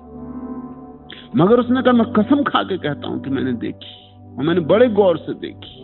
मगर कौन माने। सारे बच्चों ने शिक्षक से कहा कि ये बड़ा झूठ बोल रहा है, ये कहता 2 पूंछ वाली बिल्ली। शिक्षक ने भी उसको डांटा और कहा कि सच सच कहो, 2 पूंछ की बिल्ली होती नहीं, तुम झूठ बोल रहे हो। उस बच्चे ने कहा लेकिन मैंने देखी है। वो अपनी जिद पाड़ा रहा तो शिक्षक ने उठा के बेंत उसकी पिटाई कर दी, घुटने टिकवा दी और कहा जब तक क्षमा नहीं मांगेगा, झूठ बोल रहा है और अकड़ रहा है फिर भी। वो विद्यार्थी उस दिन घर लौटा, रात घर से भाग गया, वो उस बिल्ली की तलाश में कि वो बिल्ली किसी तरह पकड़ में आ जाए तो उनको जाकर दिखा दूं। अब बिल्ली को पकड़ना इतना आसान थोड़ी। रात भर खोजता रहा। सुबह सुबह उसे फिर वो एक मुंडेर पे बिल्ली दिखाई पड़ी, वही बिल्ली 2 पूंछ, मगर पकड़े कैसे। फिर जाकर उसने स्कूल में कहा कि मैं क्षमा मांगता हूं, आप चाहे मारें और चाहे पीटें, मैंने फिर देखी बिल्ली। तब तो लोगों ने समझा ये पागल हो गया। पहले लोग समझते हैं झूठ बोला, अब समझा कि बिल्कुल पागल हो गया। पिटाई से भी नहीं मानता तो पागल ही हो गया है। 8वें दिन वो बच्चा घूमते रही गांव में। 8वें दिन लौटा नहीं, 2-3 दिन तक परेशान हो गए घर के लोग, सब जगह खोजा गया। उसने एक झाड़ से टंग के आत्महत्या कर ली। ये बड़ी हैरानी की बात हुई। सारे बच्चों को भी अपराध भाव लगा स्कूल में कि हमने भी इसमें थोड़ा हाथ बटाया। पहले हमने झूठ कहा, फिर हमने उसको पागल कहा, कौन जाने। शिक्षक को भी अपराध भाव हुआ, स्कूल बंद किया गया उसके शोक में। उसकी अर्थी में सब लोग सम्मिलित हुए, और जब उसे कब्र में उतारा जा रहा था तो सबने वो बिल्ली देखी, वो मरघट पे बैठी थी जिसकी 2 पूंछें थी। लेकिन अब बहुत देर हो चुकी थी। मामला ऐसा है कि जो तुम मानते रहे हो उससे अन्यथा तुम स्वीकार करने को राजी नहीं होते। तुमने अगर पत्थर में भगवान देखा है तो तुम उससे अन्यथा मानने को राजी नहीं होते। फिर कबीर कहता है कि मैंने देखा कि पत्थर में पत्थर है, वहां कुछ भी नहीं भगवान इत्यादि। तो पहले तो तुम कहते हो झूठा है, पहले तो तुम कहते हो उपद्रवी है। फिर अगर ये नहीं मानता, अपनी जिद पर अटा रहता है, तुम इसे सताते भी हो, मारते भी हो, पत्थर भी फेंकते हो, अपमानित करते हो। फिर भी अगर जिद पर रहता तो तुम समझ लेते हो पागल। और फिर भी अगर जिद पर टिका ही रहता है तो जब मर जाता तो तुम कहते हो फकीर, बड़ा पहुंचा हुआ है, पूजा कर लो। मगर इसकी मानते कभी नहीं। पहले झूठ कहा, फिर पागल कहा, फिर पहुंचा हुआ कहा, मगर हर हालत में तुमने इसको अपने से दूर रखा। पूजा भी तुम्हारा दूर रखने का एक उपाय है। पूजा भी तुम्हारा अस्वीकार है। तुम ये कहते हो कि भले महाराज तुम्हारी पूजा कर देते, हमें ज्यादा ना सताओ। आप ठीक ही कहते होंगे। जब आप कहते हैं तो ठीक ही कहते होंगे। थक जाते हो तुम तो तुम कहते हम आपके चरण छूते, मगर चुप रहो, शांति से बैठो। हम आपकी सदा याद करेंगे, लेकिन हमें परेशान ना करो, उद्विग्न ना करो। ये दो पूंछों की बिल्लियों की बात ना करो। हम जैसा देखते रहे वैसा ही हमें देखने दो। हमें सांत्वना दो, हमें और सताओ मत। ख्याल रखना, सत्य की खोज और सांत्वना की खोज अलग अलग खोजें। जो सांत्वना खोजता है वो सत्य नहीं खोजता। उसे अगर झूठ से सांत्वना मिल जाए तो वो झूठ से ही राजी हो जाता है। जो सत्य खोजता है वो सांत्वना नहीं खोजता। अगर सारे झूठ टूट जाएं और उनके साथ उसकी सारी सांत्वना नष्ट हो जाए तो भी वो तैयार होता है। मैं तुमसे सीधी सादी बातें ही कह रहा हूं, लेकिन इन बातों में सत्य का रंग है, इन बातों में सत्य का रस है। और तुमने असत्य के साथ बहुत सी सांत्वनाएं बना रखी। तुम्हारी सांत्वनाएं टूटती। फ्रेडरिक नीत्शे ने कहा है, और सब कुछ करो आदमी के साथ, उसके झूठ मत तोड़ना, अन्यथा वो तुम्हें कभी क्षमा ना करेगा। फ्रेडरिक नीत्शे ने यह भी कहा है, और महत्वपूर्ण, कि आदमी झूठ के बिना नहीं जी सकता। आदमी इतना कमजोर है कि उसे झूठ चाहिए ही चाहिए। उसे कुछ ना कुछ झूठ चाहिए। वो झूठों में बड़ा रस लेता है। तुम चले गए जोशी के पास, जन्म कुंडली दिखा दी और उसने कुछ झूठ कहे और तुम बड़ा रस लेते हो। और वो जानता है किन झूठों में तुम रस लोगे। वो कहता है कि अभी तक तो बड़ी तकलीफ रही, सभी को रही है, इसलिए कोई झंझट की बात नहीं। किसी से भी कहो, सभी को रही है। अभी तक तो बड़ी तकलीफ रही, जीवन में बड़ा संकट रहा, संघर्ष रहा। किसको नहीं रहा है? हाथ में पैसा आता है लेकिन टिकता नहीं। किसका टिकता है? बेईमान जीत जाते हैं, ईमानदार हारता है। सभी मानते हैं क्योंकि सभी हारे हुए। ईमानदार होने चाहिए, तभी तो हारे हुए। लेकिन भविष्य बड़ा उज्जवल है, चित्त प्रसन्न होता है। 5 रुपए देने गए थे, 10 दे आते। भविष्य बड़ा उज्जवल है, शीघ्र ही सब ठीक होने वाला है, शुभ मुहूर्त आ रहा है। आदमी झूठ से जीता है। तुम उस डॉक्टर के पास जाना पसंद करते हो जो तुमसे कहता कोई फिक्र नहीं, ये बीमारी साधारण, अभी इलाज से ठीक हो जाए। तुम उस डॉक्टर के पास जाना पसंद नहीं करते जो पहले तुम्हारे बीमारी का पूरा ब्यौरा प्रस्तुत करता है और छाती दहलवा देता है। तुम उस डॉक्टर से जरा बचते हो। तुम झूठ से राजी हो। हम झूठ में पगे हैं। हम एक दूसरे से झूठ बोल रहे हैं। पत्नी पति से झूठ बोल रही है, पति पत्नी से झूठ बोल रहा है, मित्र मित्रों से झूठ बोल रहे हैं। तुम एक दूसरे की प्रशंसा कर रहे हो जो कि झूठ है। फ्रायड ने कहा है, अगर लोग सच सच कहना शुरू कर दें तो दुनिया में 4 दोस्त भी नहीं बचेंगे, सब दुश्मन हो जाएंगे। तुम जरा सोचो, तुम अगर वही कह दो जो तुम सोचते हो अपने दोस्त के बाबत, तो दोस्ती बचेगी? दोस्ती गई उसी वक्त, फिर तुम शक्ल न देखोगे एक दूसरे की। घर में बैठे हो और कोई आ जाता है, द्वार पर दस्तक देते हो, भीतर तो कहते हो ये कम वक्त कहां से आ गए, आज का दिन खराब किया। लेकिन देख के बिल्कुल बाग बाग हो जाते हो, एकदम खिल जाते हो और कहते हो धन्य भाग, कितनी प्रतीक्षा थी, पधारो, पग धरो। पलक पावड़े बिछाते हो और भीतर सोच रहे हो कि दुष्ट कहां से आ गया और कब टलेगा पता नहीं। सत्य तुम कहते कहां हो? और तुम ये मत सोचना कि तुम ही झूठ बोल रहे हो, वो भी झूठ बोल रहा है। ये जिंदगी झूठ से चलती मालूम पड़ती। यहां सब नाते रिश्ते झूठ के। यहां झूठ करीब करीब ऐसा ही है जैसे मशीन में तेल डालने से मशीन ठीक से चलती, और तेल न डालो तो गड़बड़ खड़ी हो जाती, आवाज आने लगती, कर्कश हो जाती। झूठ तेल है, संबंधों के बीच थोड़ी स्निग्धता बनी रहती, घर आए और रास्ते से एक फूल खरीद लाए पत्नी के लिए, एक झूठ है, क्योंकि पत्नी की तुम्हें दिन भर याद नहीं आई। सच तो ये कि दफ्तर में तुम ज्यादा देर रुकते हो, कितनी देर तक पत्नी से छुटकारा है बेहतर, मगर जब घर आते एक फूल खरीद लाए कि आइसक्रीम खरीद लाए, ये झूठ है। पत्नी भी निश्चिंत अनुभव करती जब तुम दफ्तर चले जाते हो, तब वो भी आराम से बैठती कि झंझट टली। मगर जब शाम तुम घर आते हो तो दरवाजे के सामने खड़ी मिलती कि दिन भर से प्रतीक्षा कर रही थी। ये सब झूठ पे चल रहा है, इसलिए अड़चन है। मैं जो कह रहा हूं वो सीधे साधे सत्य है। तुम्हारे झूठों को तोड़ते, तुम्हारे झूठों के लिए उनमें कोई स्थान नहीं। सिर्फ हिम्मतवर उनसे राजी होंगे, सिर्फ साहसी उनके साथ चलेंगे। तो शिक्षा जगत के महारथी, संसार के तथाकथित समझदार, उनको मेरी बातें समझ में ना आएंगी। और राजनीतिज्ञ तो इस जगत में सबसे रुग्ण चित्त का व्यक्ति है, सबसे ज्यादा बीमार। महत्वाकांक्षा बीमारी है और राजनीति सबसे बड़ी महत्वाकांक्षा है।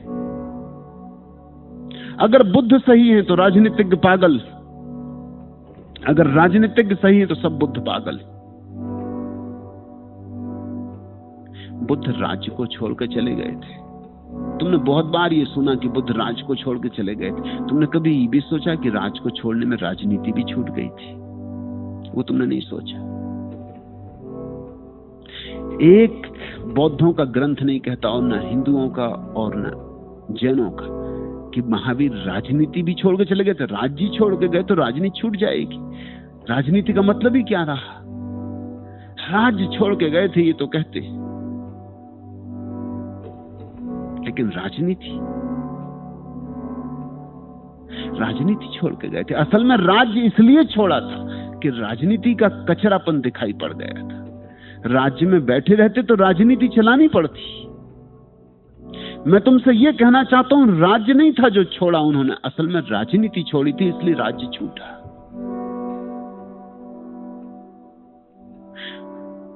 तो जो लोग राजनीति की यात्रा कर रहे हैं और दिल्ली की तरफ चलते रहते हैं और चलते रहो तो एक न एक दिन पहुंच ही जाते हो। बस लंबे समय तक चलते रहना काफी, पहुंच ही जाओगे। दिल्ली बहुत दूर है नहीं। चित्त मूढ़ता से भरा हो तो तुम दिल्ली पहुंच के रहोगे। बीच में थकना मत, हारना मत। जिद्दी और जड़ बुद्धि होनी चाहिए। समझदार आदमी बीच में ही सोचेगा कि कहां मैं जा रहा हूं, क्या रखा है। 1000 बार सवाल उठेगा कि मैं कर क्या रहा हूं अपने जीवन के साथ। बुद्धिहीनता चाहिए दिल्ली पहुंचने के लिए कि कभी ये सवाल ना उठे। बस सींग नीचे झुकाए और घुस गए, जैसे बैल घुस जाता भीड़ में, फिर वो देखते नहीं कि अब क्या हो रहा है। इस तरह चलते रहे तो पहुंच ही जाओगे। लेकिन राजनीति अंधापन है। राजनीति का अर्थ है मैं कैसे दूसरों का मालिक हो जाऊं। धर्म का अर्थ है मैं अपना ही मालिक हो जाऊं तो बहुत, और कोई मालकियत नहीं। इसलिए कबीर ने कहा धर्मदास को, धनी धर्मदास। जब सब धन छोड़ दिया तो धनी। जब सब राजनीति चली जाती तो नीति का जन्म होता है। जब तक राजनीति है तब तक अनीति है। राजनीतिक नैतिक नहीं हो सकता। ये शब्द बड़ा झूठा है, राजनीति। इससे ऐसा लगता है कि राज्य की कोई नीति होती। कोई नीति नहीं होती। राजनीति अनीति है, लेकिन राजनीति होशियार है, वो अच्छे शब्द चुनती है। राजनीति सिर्फ बेईमानी है, सिर्फ महत्वाकांक्षा का ज्वर है। एन केन प्रकारेण, पहुंच जाना है। सीधे हो तो सीधे, उल्टे हो तो उल्टे। कैसे पहुंचे हो ये कोई नहीं पूछता। अगर पहुंच गए तो कोई नहीं पूछता कैसे पहुंचे हो। अगर न पहुंचे तो सभी लोग कहते हैं, अरे नहीं पहुंचे इसलिए कि बेईमान थे, नहीं पहुंचे इसलिए कि धोखेबाज थे। नहीं पहुंचे इसलिए कि चरित्र नहीं था, पहुंच गए तो चरित्र भी हो जाता है, ईमानदारी भी हो जाती।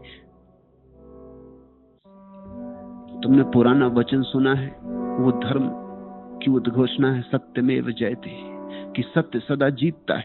राजनीति की उद्घोषणा क्या है? जो जीत जाए वह सत्य। उल्टा, सत्य सदा जीतता है ऐसा नहीं, जो जीत जाए वो सत्य। जिसकी लाठी उसकी भैंस।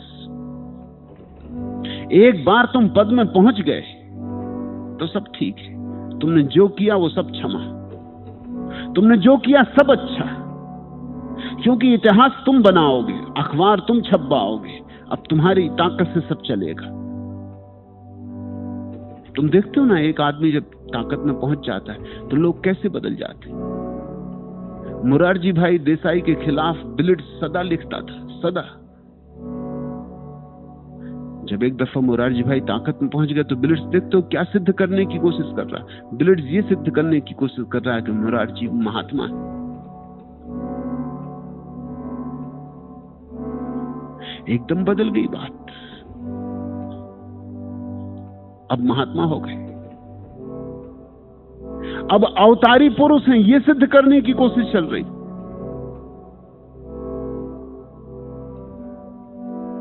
परमात्मा की शक्ति उनके पीछे है, अब ये सिद्ध करने की कोशिश चल रही। अब वो महायोगी हैं, ये सिद्ध करने की कोशिश चल रही। जिसके हाथ में लाठी हो जाती, सभी लोग कहने लगते हैं कि भैंस आपकी। कहना ही पड़ता है। जब लाठी छूट जाती तब देखो, भैंस भी नहीं कहती कि मैं आपकी हूं। समझा क्या है?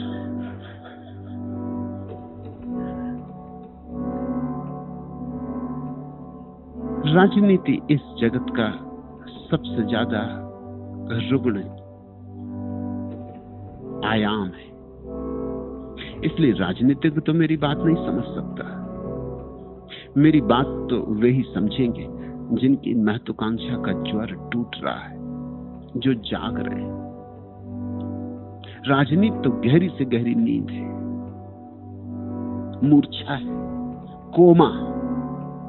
आदमी पड़ा है बिल्कुल मूर्छित होके। जिनके भीतर थोड़ा जागरण है वे मेरी बात समझेंगे। बात निश्चित ही सीधी साफ है, जो भी समझना चाहे समझ सकता है, लेकिन राजनीतिक नहीं समझना चाहता, क्योंकि अभी महत्वाकांक्षा का ज्वर है। अभी वो ऐसी दवा नहीं चाहता जिससे ज्वर कम हो जाए। ध्यान से तो ज्वर चला जाएगा, ध्यान से तो शांति आ जाएगी। फिर कौन फिक्र करता है कहां जाने की? मगन हो जाता है अपने ही भीतर आदमी। फिर कहां जाना है, फिर किसको पाना है? फिर कोई दौड़ नहीं है, फिर कोई मंजिल नहीं है। और शिक्षा शास्त्री भी नहीं समझेगा, क्योंकि वो सेवा में अतीत के हैं। केवल वे ही समझेंगे जिन्हें एक बात दिखाई पड़नी शुरू हो गई कि अब तक हम जिस ढंग से जिए हैं वो जीना गलत है। अब तक हम जिस ढंग से जिए हैं वो जीना नहीं है, मरने से बदतर है। अब तक हम जिस ढंग से जिए हैं वहां हमने सिवाय कांटों के और कुछ भी नहीं पाया, फूल नहीं खिले। जिसको ये पीड़ा बहुत सघन हो जाएगी वही इन सीधे साधे सत्यों को समझेगा, और समझते ही क्रांति घट जाती। ये सत्य ऐसे हैं कि तुमने समझे कि इन्होंने तुम्हें बदला। जीसस का प्रसिद्ध वचन है, सत्य मुक्तिदायी। समझ लो और मुक्ति घट जाती है। एक दफा सत्य का बोध हो जाए, वह बोध ही तुम्हें बदलता है। फिर बदलने के लिए कोई अलग से चेष्टा करने की जरूरत नहीं होती।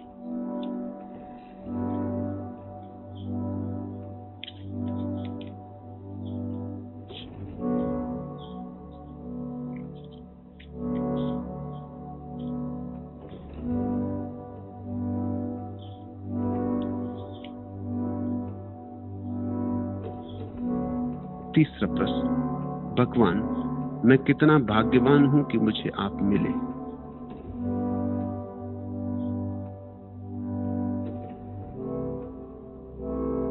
इस पर रुक मत जाना। इस भाग्य को और महाभाग्य बनाओ। मैं मिला, इसे यात्रा का प्राथमिक बिंदु समझो। मेरे से मिलना सार्थक उसी दिन समझना जिस दिन अपने से मिलना हो जाए। जब तक तुम अपने से न मिल जाओ, मुझसे मिले या न मिले, इसका बहुत दूरगामी परिणाम नहीं होगा। मैं हूं कि तुम्हें तुमसे मिला दूं। मैं हूं कि तुम्हें तुमसे जुड़ा दूं। ये अनुग्रह का भाव मूल्यवान है। ये अनुग्रह का भाव तुम्हें आगे ले जाने के लिए पंख बनेगा। मगर स्मरण रहे कि आगे जाना है। कई बार हम जल्दी रुक जाते हैं। कई बार हम बीच के पड़ाव को मंजिल समझ लेते हैं। कई बार हम कहते हैं कि इतना तो आनंद है, अब क्या करना। नहीं, और बहुत आनंद है, और बहुत ऊंचाइयां हैं, ऊंचाइयों पर ऊंचाइयां हैं, अंतहीन ऊंचाइयां हैं। एक शिखर के बाद और बड़ा शिखर है। मैं तुम्हारा प्रस्थान बिंदु, तुम्हारी यात्रा का अंतिम पड़ाव नहीं। अंतिम पड़ाव तो परमात्मा है। तो आनंदित हो मेरे साथ, अनुग्रह से भरो, लेकिन इससे रुकावट ना आए। अनुग्रह शैथिल्य ना बने। ऐसा ना हो कि ठीक है, अब मिलन तो हो गया गुरु से, अब क्या करना है। नहीं, मिलन हुआ इसलिए अब कुछ करना है। नहीं मिलन हुआ होता तो क्या करते। करने को क्या था। अब एक झलक मिली है रोशनी की। ये रोशनी भीतर जल जाए, ये रोशनी रोए रोए में समा जाए। जब तक तुम ऐसे ही ना हो जाओ जैसा मैं हूं, तब तक रुकना मत। तुम्हारे भीतर इतनी संभावनाएं पड़ी कि एक बार तुम सजग होकर उन संभावनाओं को पकड़ने लगो तो तुम्हारी संपदा का कोई अंत नहीं, तुम्हारे साम्राज्य का कोई अंत नहीं। शुभ है अनुग्रह का भाव। फिर अनुग्रह के भी बड़े भेद होते हैं। यह स्वामी अज्ञेय भारती का अनुग्रह। स्वामी योग चिन्ह में मैंने कुछ दिन पहले एक पत्र लिखा कि मैं आपका बड़ा अनुग्रहित हूं कि आश्रम में मुझे मुफ्त रहने का इंतजाम है, मुफ्त भोजन की व्यवस्था है, मुफ्त प्रवचन सुन सकता हूं, मुफ्त ध्यान कर सकता हूं। मैं बड़ा अनुग्रहित हूं। एक ये भी अनुग्रह है। ये दो कौड़ी का अनुग्रह होगा। मुफ्त रहना, मुफ्त भोजन, ये मुझसे तुम्हारा नाता है। ये मेरे प्रति अनुग्रह हुआ। तो कहीं अगर तुम्हें और अच्छा भोजन मिल जाए और रहने को कहीं और अच्छी जगह मिल जाए तो फिर क्या करोगे। फिर तुम कहोगे कि जयराम जी, अब वहां अनुग्रह की और ज्यादा सुविधा है। ये अनुग्रह हुआ।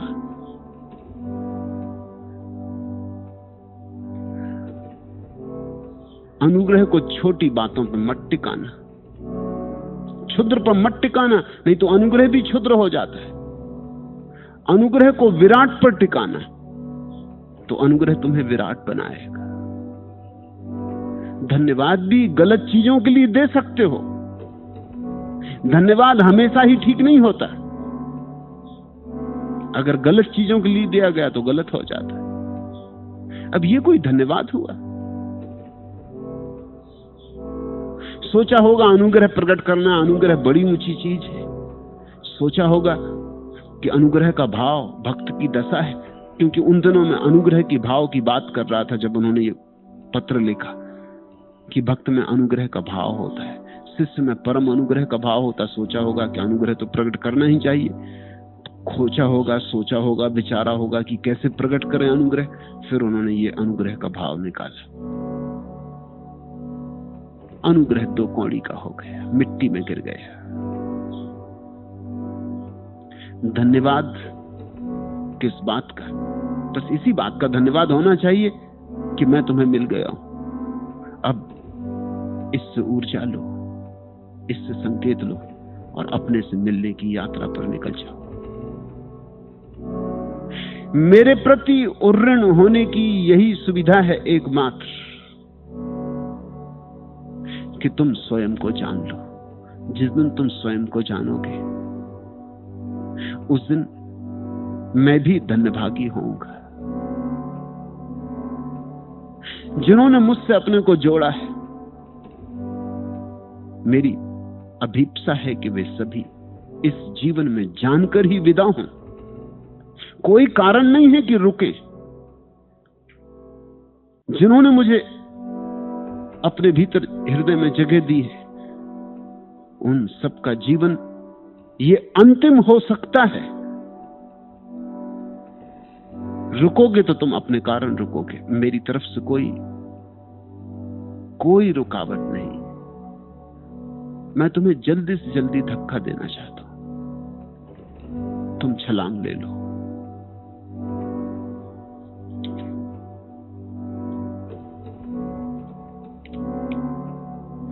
अनुग्रह स्वाभाविक है, क्योंकि मेरे कारण तुम्हें अपनी याद आनी शुरू हुई है। मेरे कारण तुम्हें अपनी सुध आनी शुरू हुई है। तेरा गम, तेरा तसव्वुर, तेरी बातें, तेरी याद, इतनी दौलत मेरे दामन में कहां थी पहले। स्वाभाविक है कि अनुग्रह का परम भाव गुरु के प्रति उठे। रात बीती, तेरी यादें भी दबे पांव चली, एक एक के उतर आए सितारे दिल में। ये शब्द में जो तुमसे कह रहा हूं, अगर तुम इन्हें ले जा सको अपने हृदय तक, तो एक एक सितारा बन जाएगा, एक एक शब्द एक एक फूल बन जाएगा, एक एक शब्द एक एक अनुभूति बन जाएगा। इस तेरी तमन्ना ने कुछ ऐसा नवाजा है, मांगी ही नहीं जाती अब कोई दुआ हमसे। ऐसा हो जाता है जब तुम गहरे प्रेम में होते हो तो कुछ मांगने को नहीं रह जाता। जब गहरा प्रेम होता है तो मांग हो जाती। जब गहरा प्रेम होता है तो ऐसी तृप्ति होती कि कुछ और मांगने को सूझता भी नहीं, मांगने की जरूरत भी नहीं है, लेकिन खोजने की जरूरत समाप्त नहीं होती। मुझसे तुम्हारा प्रेम एक महायात्रा का प्रारंभ है, एक तीर्थ यात्रा का प्रारंभ है। इसका रोना नहीं, क्यों तुमने किया दिल बर्बाद। इसका गम है कि बहुत देर में बर्बाद किया, और मैं तुम्हें बर्बाद भी करूंगा, मैं तुम्हें मिटाऊंगा भी, क्योंकि तुम्हें बिना मिटाए तुम्हें जन्म नहीं दिया जा सकता। तुम्हारी मृत्यु पर ही तुम्हारा पुनर्जन्म है। तुम जैसे हो ऐसे मिटोगे तो ही तुम जैसे होना चाहिए वैसे हो सकोगे। तुम्हें तोड़ा जाएगा, इसलिए बहुत बार तुम नाराज भी हो जाओगे। उस समय यह अनुग्रह काम आएगा। इस अनुग्रह को संपदा समझना, ये तब तुम्हारे काम आएगी जब कठिन दिन आएंगे और मैं तुम्हें तोड़ूंगा, और जब मैं तुम्हें काटूंगा तब अगर अनुग्रह का भाव रहा तो तुम झुके रहोगे, तब तुम श्रद्धा से भरे रहोगे। तुम कहोगे कि जो हो रहा है ठीक ही होता होगा, चाहे मुझे पीड़ा होती हो, चाहे मुझे दुख होता हो, चाहे मुझे घाव लगते हो, लेकिन जो हो रहा है वो ठीक ही हो रहा होगा। और मैं तुमसे ये कहता हूं कि एक दिन तुम ये जरूर कहोगे, इसका रोना नहीं है क्यों तुमने किया दिल बर्बाद, इसका गम है कि बहुत देर में बर्बाद किया। आखिरी प्रश्न, सभी धर्म अपने अपने धर्म गुरु की प्रशंसा में अतिशयोक्ति क्यों करते? वह अतिशयोक्ति दूसरों को मालूम होती है, और दूसरों को मालूम हो ये स्वाभाविक है। लेकिन जिन्होंने प्रेम किया है वे अतिशयोक्ति नहीं करते। उनकी तो अड़चन दूसरी है। उनकी अड़चन यह है कि कोई शब्द योग्य नहीं मालूम होता जिससे वो अपने गुरु की चर्चा कर सके। सब शब्द छोटे मालूम पड़ते। जिसने बुद्ध को चाहा उसके लिए सारी भाषा ओछी मालूम पड़ती। किन शब्दों में बुद्ध का गुणगान करे। हाँ, जिन्होंने बुद्ध को नहीं चाहा उनको लगता है ये तो बड़ी अतिशयोक्ति हो रही, ये भक्त बुद्ध के बुद्ध को भगवान कह रहे, ये तो बड़ी अतिशयोक्ति हो रही। भगवान तो वह जिसने दुनिया बनाई, बुद्ध ने दुनिया बनाई। ये तो कल नहीं थे, आज हैं, कल फिर नहीं हो जाएंगे। भगवान तो सबका नियंता है, ये बुद्ध सबके नियंता है। भगवान तो वह है जिसके इशारे से पत्ते हिलते, जिसके बिना इशारे के पत्ते नहीं हिलते। इन बुद्ध का इशारा मान के कोई पत्ता हिलेगा? इनके बुद्ध के इशारे से दुनिया चल रही। बुद्ध को तो बीमारी भी लगती, इनके इशारे से क्या खाक होता होगा। ये तो बूढ़े भी हो गए, इनका तो मरने का दिन भी करीब आ गया। वो जो दूर खड़े होकर देख रहा है वो सोचता है ये अतिशयोक्ति हो गई। बुद्ध को भगवान नहीं कहा जा सकता। हाँ, कहो महात्मा, बहुत से बहुत। और मजा यह है कि अगर भक्त बुद्ध को महात्मा कहे तो भी जो दूर खड़ा है उसको तब भी बात नहीं जचती। वो कहता महात्मा। अगर वो कृष्ण को महात्मा मानता है तो बुद्ध को नहीं मान सकता, क्योंकि उसके महात्मा की कसौटियां अलग है। अगर वो महावीर को महात्मा मानता है तो बुद्ध को नहीं मान सकता, क्योंकि महावीर नग्न है। नग्न होना कसौटी है महात्मा की, दिगंबर। ये बुद्ध तो कपड़े पहने बैठे, ये कौन सी बात हुई महात्मा की? हाँ, साधु पुरुष कहो तो ठीक है, लेकिन साधु पुरुष कहो तो भी जो दूर खड़ा उसको नहीं जचता, क्योंकि उसे हजार बातें दिखाई पड़ती हैं जो उसकी साधु की मान्यता में नहीं आती। अब समझो, ईसाई है कोई, उसको बुद्ध साधु नहीं मालूम पड़ते, क्योंकि साधु का मतलब है मदर टेरेसा, जाओ मरीजों के पैर दबाओ। साधु का मतलब होता है स्कूल खोलो, गैर पढ़े लिखों को पढ़ाओ। साधु का मतलब होता है गरीब हैं उनकी सेवा करो। ये बुद्ध तो अपने झाड़ के नीचे बैठे। तुम सुनते हो, इस देश में भी हम सेवा शब्द का उपयोग करते हैं, लेकिन यहाँ सेवा का बड़ा ही उल्टा मतलब है। यहाँ लोग कहते हैं, जैनों से पूछो, वो कहते कहां जा रहे हो? वो कहते हैं जरा साधु महाराज की सेवा करने जा रहे हैं। यहाँ साधु महाराज की सेवा की जाती है। इस देश में ये धारणा ही नहीं थी कभी कि साधु महाराज किसी की सेवा करे। वो तो ईसाई धारणा लाए, साधु वो जो सेवा करे। इधर तो साधु वो था जो सेवा ले। अब बड़ी मुश्किल खड़ी हो गई। तुम्हारे साधु जस्ते नहीं, बुद्ध बैठे झाड़ के नीचे। साधु हैं जीसस, जिन्होंने अपने प्राण दे दिए जगत की सेवा में। बुद्ध ने क्या दिया?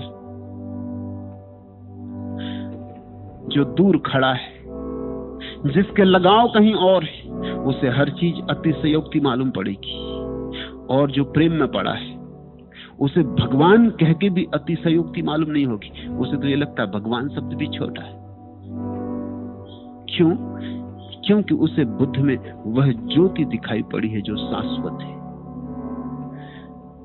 बुद्ध की देह को भगवान नहीं कह रहा है, वो दिए को भगवान नहीं कह रहा है। दिए में जो ज्योति है उसको भगवान कह रहा है। और वह ज्योति तो समर्पित शिष्य को दिखाई पड़ती, औरों को तो दिखाई नहीं पड़ती। वह तो प्रेमी को दिखाई पड़ती। और तो यही कहेंगे, अरे प्रेम में अंधे हो गए इसलिए दिखाई पड़ रही। ठीक, और भी ठीक ही कहते।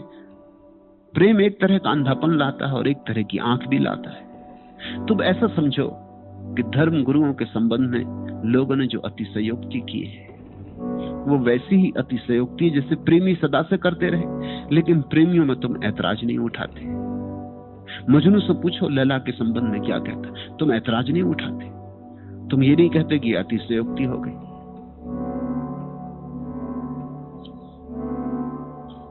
इन शब्दों को सुनो। प्रेमी अपनी प्रेयसी से कह रहा है, ए हमा रंग, हमा नूर, हमा सोजो गुदाज, बज़ में महताब से आने की जरूरत क्या थी? तू जहां थी उसी जन्नत में निखरता तेरा रूप। इस जहन्नम को बसाने की जरूरत क्या थी? ये खदोखाल ये ख्वाबों से तरासा हुआ जिस्म, और दिल जिस पे खदो खाल की नरमी भी निसार। खार ही खार सरारे सरारे ही हैं यहाँ, और थम थम के उठा पांव बहारों की बहार। तसनगी जहर भी पी जाती है अमृत की तरह, जाने किस जाम पे रुक जाए निगाहे मासूम। डूबते देखा है जिन आंखों में मैखाना भी, प्यास उन आंखों की मुझे, प्यास उन आंखों की बुझे या न बुझे क्या मालूम। हैं सभी हुस्न परस्त अहले नजर साहिबे दिल, कोई घर में कोई महफिल में सजाएगा तुझे। तू फकत जिस्म नहीं, शेर भी है गीत भी है, कौन अश्कों की घनी छांव में गाएगा तुझे। तुझसे एक दर्द का रिश्ता भी है बस प्यार नहीं, अपने आंचल पे मुझे अश्क बहा लेने दे। तू जहां जाती है जा, रोकने वाला मैं कौन, रस्ते रस्ते में मगर समा जला लेने दे। ए हमा रंग, ए साकार रंग, हमा नूर, ए साकार ज्योति, हमा सोदो गुजाज, साकार कोमलता और तपिस। ए हमा रंग, हमा नूर, हमा सोजो गुदाज, बज़ में महताब से आने की जरूरत क्या थी, चंद्र सभा से तुझे यहाँ आने की जरूरत नहीं थी। तू चांद पर ही रहती, वहीं के योग थी। बज में महताब से आने की जरूरत क्या थी, तू जहां थी उसी जन्नत में निखरता तेरा रूप। इस जहन्नम को बसाने की जरूरत क्या थी। जब कोई किसी के प्रेम में पड़ता है तो उसे लगता है जिसके प्रेम में मैं पड़ा वह स्वर्गीय है। इस साधारण से जगत में उतरने की जरूरत नहीं थी। ये खदोखाल, ये गाल और ये तिल, ये ख्वाबों से तरासा हुआ जिस्म, जैसे सपनों से सजाया गया हो ऐसी तेरी देह, और दिल जिस पर खदोखाल की नरमी भी निसार। खार ही खार सरारे ही सरारे हैं यहाँ जमीन पर कांटे ही कांटे हैं, अंगारे ही अंगारे हैं। खार ही खार सरारे ही सरारे हैं यहाँ, और थम थम के उठा पांव बहारों की बहार। संभल के चलना बहारों की बहार, वसंतों का वसंत, संभल के चलना, यहाँ बहुत कांटे और बहुत अंगारे। तसनगी जहर भी पी जाती है अमृत की तरह, प्यास हो गहरी प्यास हो तो जहर भी अमृत की तरह मालूम होता। तसनगी जहर भी पी जाती है अमृत की तरह, जाने किस जाम पे रुक जाए निगाहे मासूम। डूबते देखा है जिन आंखों में मैं खाना भी, प्यास उन आंखों की बुझे या न बुझे क्या मालूम। जब तुम किसी की आंख में प्रेम से देखते हो तो आंखें नहीं दिखती, मैं खाना दिखता है, शराब ही शराब के चश्मे बहते हुए दिखते हैं।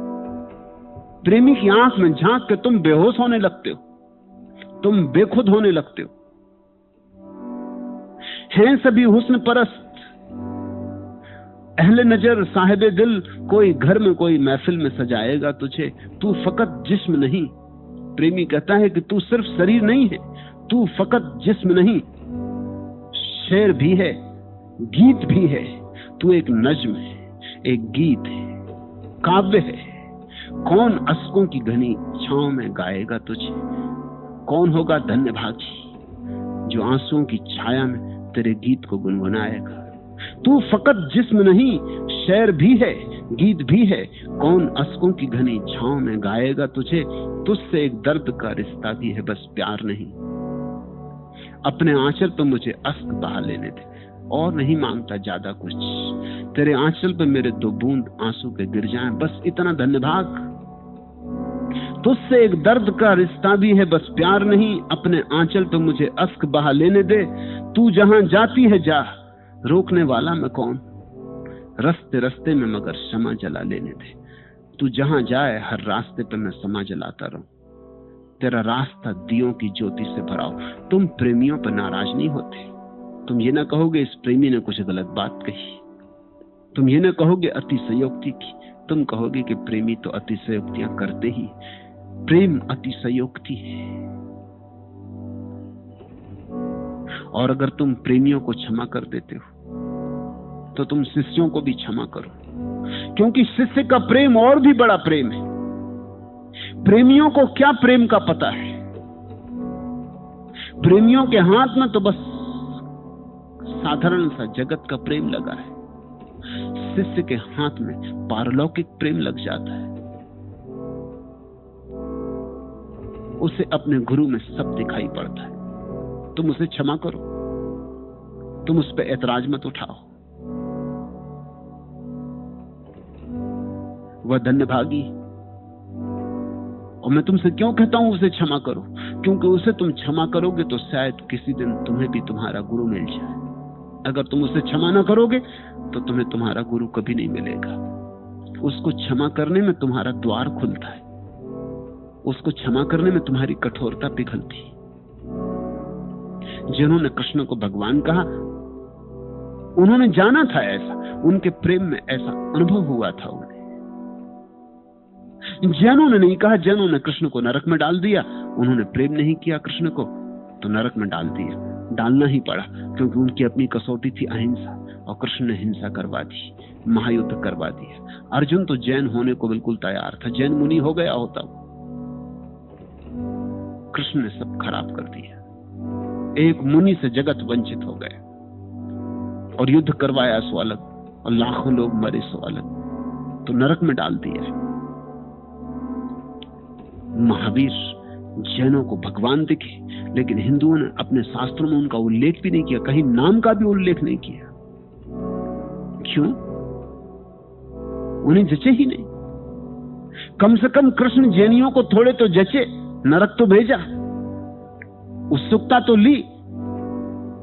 हिंदुओं ने इतनी उत्सुकता भी ना ली महावीर में। होगा कोई पागल, हो गया नग्न, छोड़ो भी, बात ही ना उठाओ, भूल ही जाओ। ऐसे आदमियों के इतिहास में रहने की जरूरत ही नहीं है। जिन्होंने बुद्ध को चाहा, उन्होंने बुद्ध को भगवान कहा। तुम नाराज मत हो, तुम शिकायत ना करो, क्योंकि शिकायत तुमने की तो खतरा है। अगर तुम मजनू से नाराज हुए और फरहाद से नाराज हुए तो याद रखना, तुम किसी के प्रेम में कभी ना पड़ पाओगे। क्योंकि जब तुम प्रेम में पड़ोगे तभी तुम्हें लगेगा मैं भी वही गलती कर रहा हूं। नहीं, ये गलती मैं कैसे कर सकता हूं? ये गलती तो पहले मजनू कर चुका, ये फरहाद कर चुका, मैं तो सदा इसके खिलाफत में रहा हूं, ये मुझसे नहीं होगा। तुम अपने को कठोर कर लोगे। तो कहीं ऐसा ना हो कि कभी किसी ऐसे व्यक्ति के पास तुम आ जाओ जहां तुम्हें भी भगवान दिख सकता था, जहां से झरोखा खुल सकता था, जहां से हवा का एक झोंका आता और तुम्हें ताजा कर जाता। कहीं तुम अपने द्वार दरवाजे बंद किए न बैठे रह जाओ। इसलिए कहता हूं कि क्षमा कर दो, इसलिए नहीं कि तुम्हारे क्षमा करने या न करने से भक्तों को कुछ फर्क पड़ता है। भक्तों को क्या फर्क पड़ता है? जिन्हें बुद्ध में भगवान दिखा, सारी दुनिया कहे कि कुछ नहीं है, कुछ फर्क नहीं पड़ता। तुम्हारे कहने न कहने से भक्तों को कोई फर्क नहीं पड़ता, जिनमें पड़ जाए वो भक्ति नहीं। लेकिन तुम्हारे कहने से तुम्हारे जीवन में फर्क पड़ेगा। तुम भक्तों पर दया करो, क्योंकि यही उपाय है ताकि तुम अपने पे दया कर सको। अतिशयोक्ति मत कहो। भक्तों को शब्द नहीं मिले अपने गुरुओं का वर्णन करने के लिए, इसलिए तो वो कहते हैं गुरुर ब्रह्मा। आज इतना।